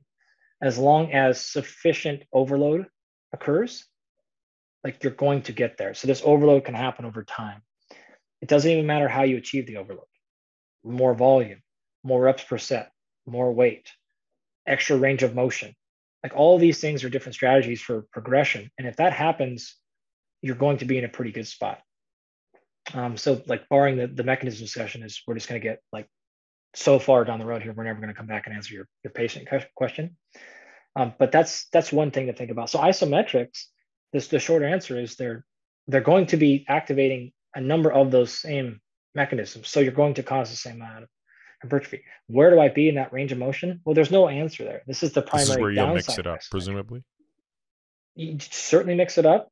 In general, muscles respond best to being at the highest stretch. So if you can have that thing at the highest level of extension generally, but it kind of depends on the muscle, you're going to generate there. You're putting more. In fact, you can actually take a muscle fiber and hang it vertically and hang a weight at the end of it, and it will grow. So being stretched that long is a very strong signal to grow. And so when you generally train a muscle over a large range of motion, you're putting the muscle on a larger stretch. And so that signal alone activates that whole anabolic cascade for hypertrophy. So my default, if you're going to do an isometric, is to do it closer to the end range of motion of where it feels the most tight, if you will, not the finish position. Yep. But it very much depends on what you're after, because the thing that gets tricky here is many muscles are single joint. And so if you look at the soleus, as we talked about earlier, that crosses the ankle joint only. But if you look at things like the gastroc, it crosses the knee and ankle joint. So putting the soleus in the right position is only dependent upon the ankle. Putting the gastroc in the right position is dependent upon the ankle and the knee. And so if the knee is flexed, you're never going to get the gastroc to contract properly. You can't get a full contraction of the gastroc in a reflex knee. You have to have an extended knee and extended ankle, because it's going to just get short on one end of that spectrum. And the same thing happens with the biceps muscles. Translation, a seated calf raise only works the soleus. A standing Correct. calf raise works both gastroc and soleus. Correct. Yeah. The same thing with like a tricep push down versus an overhead tricep extension behind neck, right? Now you're talking the triceps muscles across the shoulder joint are now going to be put on stretch when you go behind the neck, and bada bing, bada boom. So that's why I recently saw a study that looked at tricep extension in a flexed versus extended humeral position, and the difference in muscle mass was significant when the arm was up, when the humerus was flexed. Right. We see this at the hamstrings. You see this at the glutes. Like muscles like to be put on stretch. Well, they don't like it, but like they respond to it. Yeah, you get the better compensation. Yeah. Now that changes in a situation like what you were dealing with, because like example I use oftentimes, like imagine somebody who's kind of got like a nagging elbow pain. You're like, man, like every time I do a lot of bicep curls and stuff, my elbow just gets me. Like, oh, okay, great. Can we actually train the biceps without aggravating the elbow? Hard to do, because no matter which brachioradialis, biceps brachii, like they're all going to cross the elbow joint. What if that's a nagging shoulder problem? Aha. Well, now if we do like a preacher curl, which is when your arm is out in front of you, you're shortening the biceps part that crosses the shoulder joint, and you can still work across the elbow joint and it will not aggravate your shoulder. If you were to do like an incline curl where your shoulder and arm is behind you, you're putting it on stretch across the shoulder joint. And now those bicep curls are going to aggravate your shoulder, like theoretically. So going back to the isometric question, it depends on your specific surgery and whoever your obviously talented therapist or whoever was running that had you on. I'm sure they were putting you in a position to get a little bit of activation in the joint that they wanted, but not actually aggravate and let the thing recover. So that's the angle you pick is dependent upon a number of factors. It could be sports specific. So if you take the case of like a power lifter, like you may just want to train in your final position of your squat and get very used to being strong there. Going extra depth is only just going to make you worse as a lifter, because you're now traveling further distance and you got to do more work. So there's no easy answer. That's one of the reasons why we generally frown on isometrics, is they just take a lot of intention. Where if I generally just say do a normal full range squat, then you don't have to guess. So if you had an athlete who said, look, even at this stage, I'm really willing to do a little bit of isometric. Let's say using the squat as an example, you're going to load the bar in a low position. They're going to stand under a weight that is much heavier than that they could ever lift, and basically push up against the bar. I mean, how are you doing an isometric squat, for example? So you can do this in a number of ways. So you can do a bench, you can do a squat, you can do anything. So typically what we'll do is you'll put the barbell in the rack. And so you can imagine like a squat rack. And you raise the arms of the rack. And you have safety pins that run horizontal, perpendicular to the ground, right? So instead of putting the bar on top of those, you put the bar below them. And so you just lift up against the rack and nothing moves. And so you can set your position, whether you're putting it behind your neck for a squat, whether you're putting a bench below it, and you just push up on those. We actually have these built in the lab, and on the bottom is a force plate, and those allows us to do an exercise or a movement called so that's how you can tell how mid-thigh heavy pulls. they're pushing. Right. And so we can measure force produced into the ground at various positions. Does isometric offer any other advantage over safety? Yeah, there's a ton of advantage to it. The advantage is you have less degrees of freedom, less moving parts. So if I get you in a position, say in a squat, and your spine looks good and everything looks good, there's a very low likelihood you're going to get out of position. If I ask you to do a back squat, is extraordinarily complicated. Yeah. There's a lot of moving parts. We have degrees of freedom at the ankle, knee, hip, low back, ribs, shoulder, neck. In an isometric, nothing moves. All we have to deal with is compression. Sometimes compression is aggravating. Axial loading being specific, but axial loading is also fantastic for bone mineral density. So the reason I threw isometrics in for our client, kind of working back to, is you were talking about, you mentioned that as one of the problems. It's like, okay, great. We know we can smash axially on these people with very low risk and get a lot of stimuli there and not have to worry about getting in position at different parts. And we have this thing called the strength curve. When you do a typical isotonic movement, so same like a normal lift of a normal dumbbell or something, you're only going to be challenged in the areas in the range of motion where you're the weakest. So if you look at our study on lifting with bands, like heavy bands from a deadlift, you're going to lift at the very, very bottom, and you're going to have very low load. In fact, like you could have as much as a 40% reduction in load at the bottom. But when you come up and you start crossing the knee joint and you start gaining mechanical advantage, it becomes extraordinarily easy. But the bands start getting heavier. And so the actual tonicity that happens throughout the entire thing is fairly equal, if not, well, certainly greater at the top. Yep. So you can train that whole area of the strength curve with things like, this is why people use bands and chains and things like that, is to be able to produce more resistance in areas where they're stronger and they're not being held back by the weakest position that they're in. Yep. To wrap that up, then you can actually then train that. So then you can go into that weakest position and do an isometric in that weak position without having to put a whole bunch of load on your body like you would need to get getting to and from it. Yeah. Right. So it's nice because with people like this, you could put her in like an RDL position, like a hinge position, which is a kind of a complicated movement, and just be like grab and pull, and nothing moves, and they can pull as freely and as hard as they want. It's very difficult for people with a low training age to truly express maximum force output on a free range motion, because there's too many variables. Am I in the right position? Is my back safe? Am I losing my balance? If I just say grab this bar, pull on this bar as hard as you possibly can, and nothing's going to move, people can just go. So walk me through how you do that for an RDL, for example. You're going to do kettlebell, dumbbell, barbell, RDL. Barbell. Okay. Barbell. Yep. Set the barbell in the squat rack. Yep. Put it underneath, and set the height of those safety pins to whatever height feels comfortable for you. And so you'll then get in there and do that RDL, and you'll pull up against that bar, and nothing will move, and your back will feel comfortable wherever that range of motion is for you. Mm-hmm. Your glutes can be there. Your feet can be in the right position. We get total foot, big toe activation. And you're doing this. You're doing this 2 foot down. Yeah, you do one legged. Yeah. Okay. But you would most likely start this thing 2-footed, just to develop for this person. In this goal, we're trying to let them express peak force output and feeling comfortable. And how long do they need to stay in that isometric position? 3 seconds to some of the times with our athletes, we'll go up to 5-minute isometric holds. Up to what? Mm-hmm. How much? 5 minutes.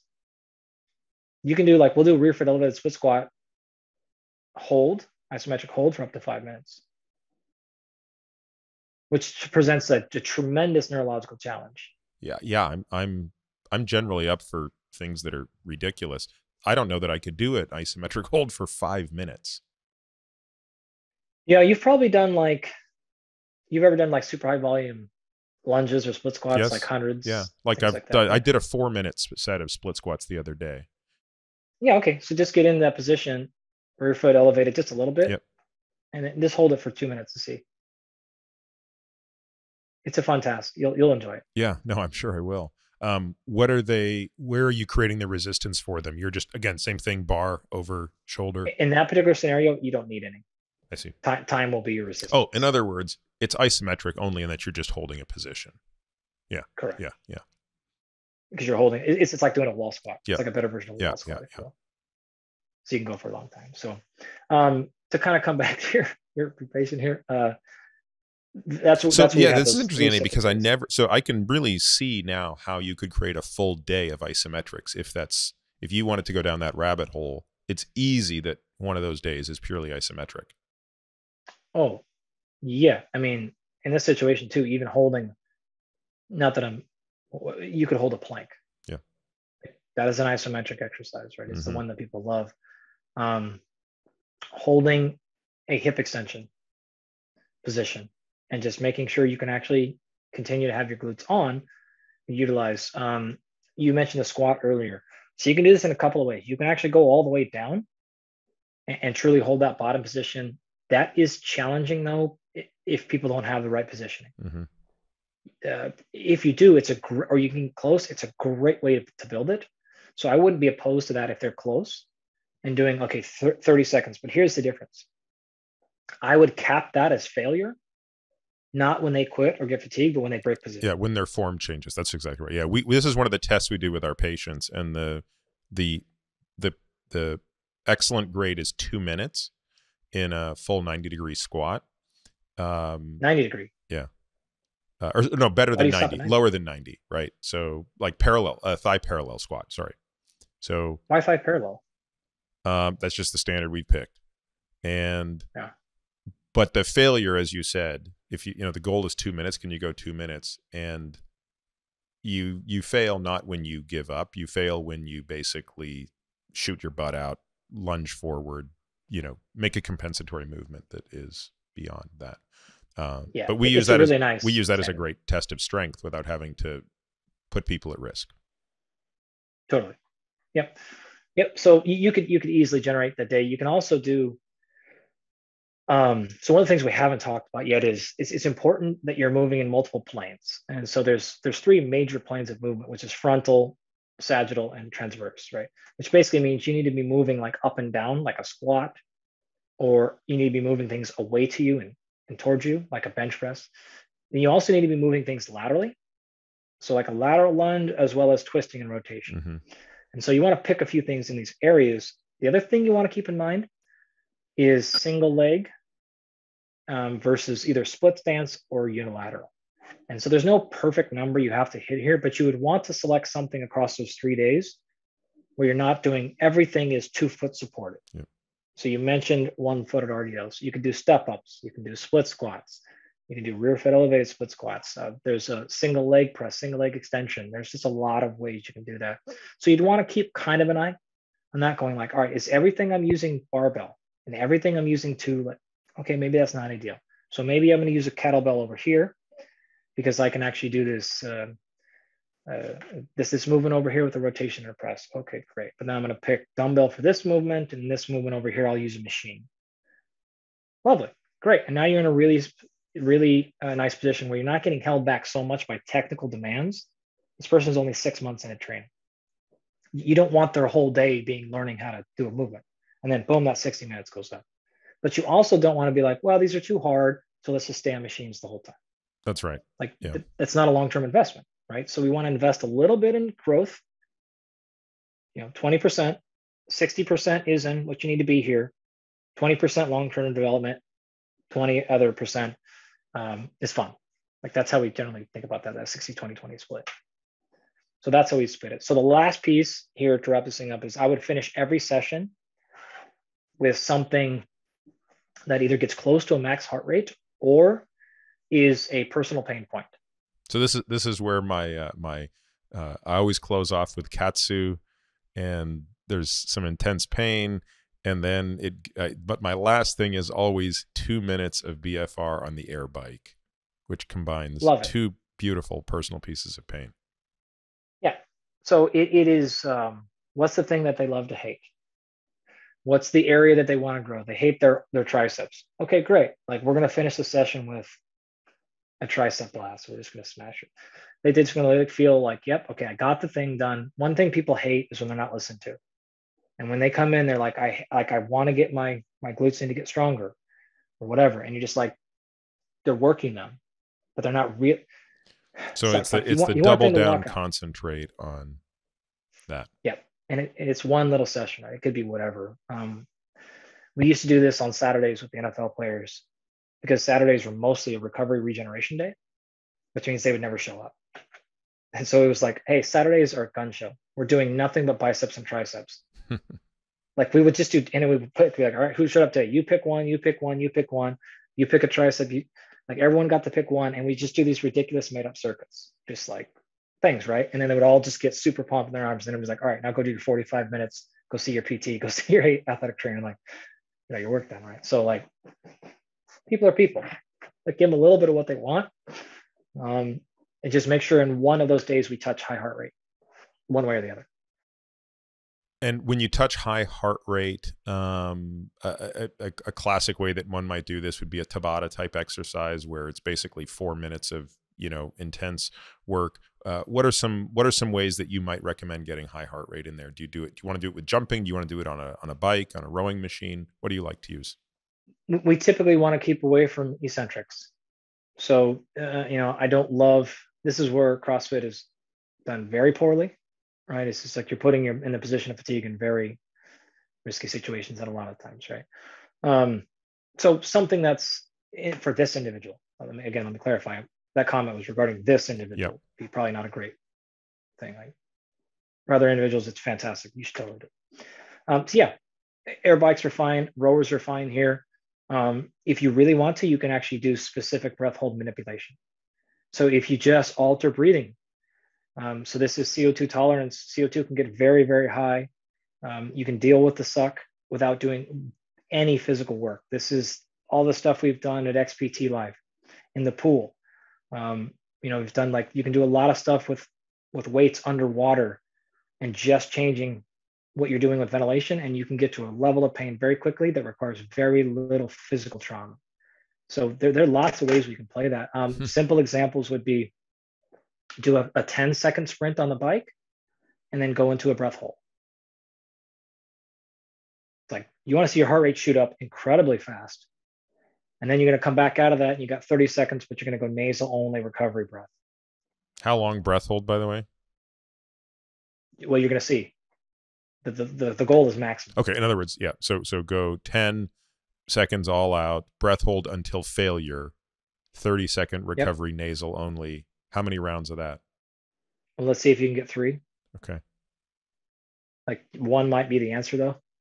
Like you might go like, I'm not even close to ready to do this again. 2 might be there. You can also do that inhale hold prior to the sprint. So you can do an inhale hold, breath in, hold, and then hit that sprint. Yeah, I mean, there's just a ton of ways you can get to playing with CO2 tolerance if that's part of the equation. And again, you'll see your heart rate get up to damn near maximum. That doesn't require much physical work. So if you need to spare joints, you can do spare soreness, you can do spare energy, but you want to get that stimulus in. There's lots of tricks that way you can play. So Andy and listeners, I think we have some really bad news and some really good news. The really bad news is we've probably been talking for 3 hours, and I think we've got 1 case study done. Yeah, we've got 1 case study done, and we haven't talked about a ton of physiology that I had in my 10 pages of notes here. What's really sad is I had 10 pages of single-space notes that I wanted to talk about, and we got into the first, I'm not being facetious, we got into the first half of the first page, at which point I threw it over and totally rerouted everything we were going to talk about based on your answer. And we have 9.5 pages of notes plus a whole bunch of questions that we got that we didn't get to here. So the bad news is there's 0 chance we're going to finish this podcast now. The good news is I hope you will come back and we can do this again relatively soon so that listeners can have a part 2 of this discussion, hopefully within a month or 2 months of part 1. Is that something I'm going to put you on the spot and ask you this. You're willing to give us another episode here? Well, I think we can. I'll talk to my You people. talk to your people. Your people talk to I'll my talk to people, and then we'll figure it out. All right, Andy, this has yeah. been super interesting. I literally will be putting a few of these things into practice tomorrow for me in the gym, and if I'm putting things into practice that are in just the, you know, purview of the guy who's never exercised, I can't wait to get into kind of more my phenotype, which is, hey, I do exercise, but how do I take it to the next level? So Yeah, there's a lot of interesting things we can do when we get to that fun conversation about everything from if you want to see behind the veil of professional athletes, you want to see what they really do for sleep, you want to see what they really do for nutrition, you want to see what they really do for training. We can go down that route too. yeah. Well, Andy, this has been amazing. Thank you very much for your time, your expertise, and I'll see you again in hopefully a month or two. Sounds good, man. Thank you. All right.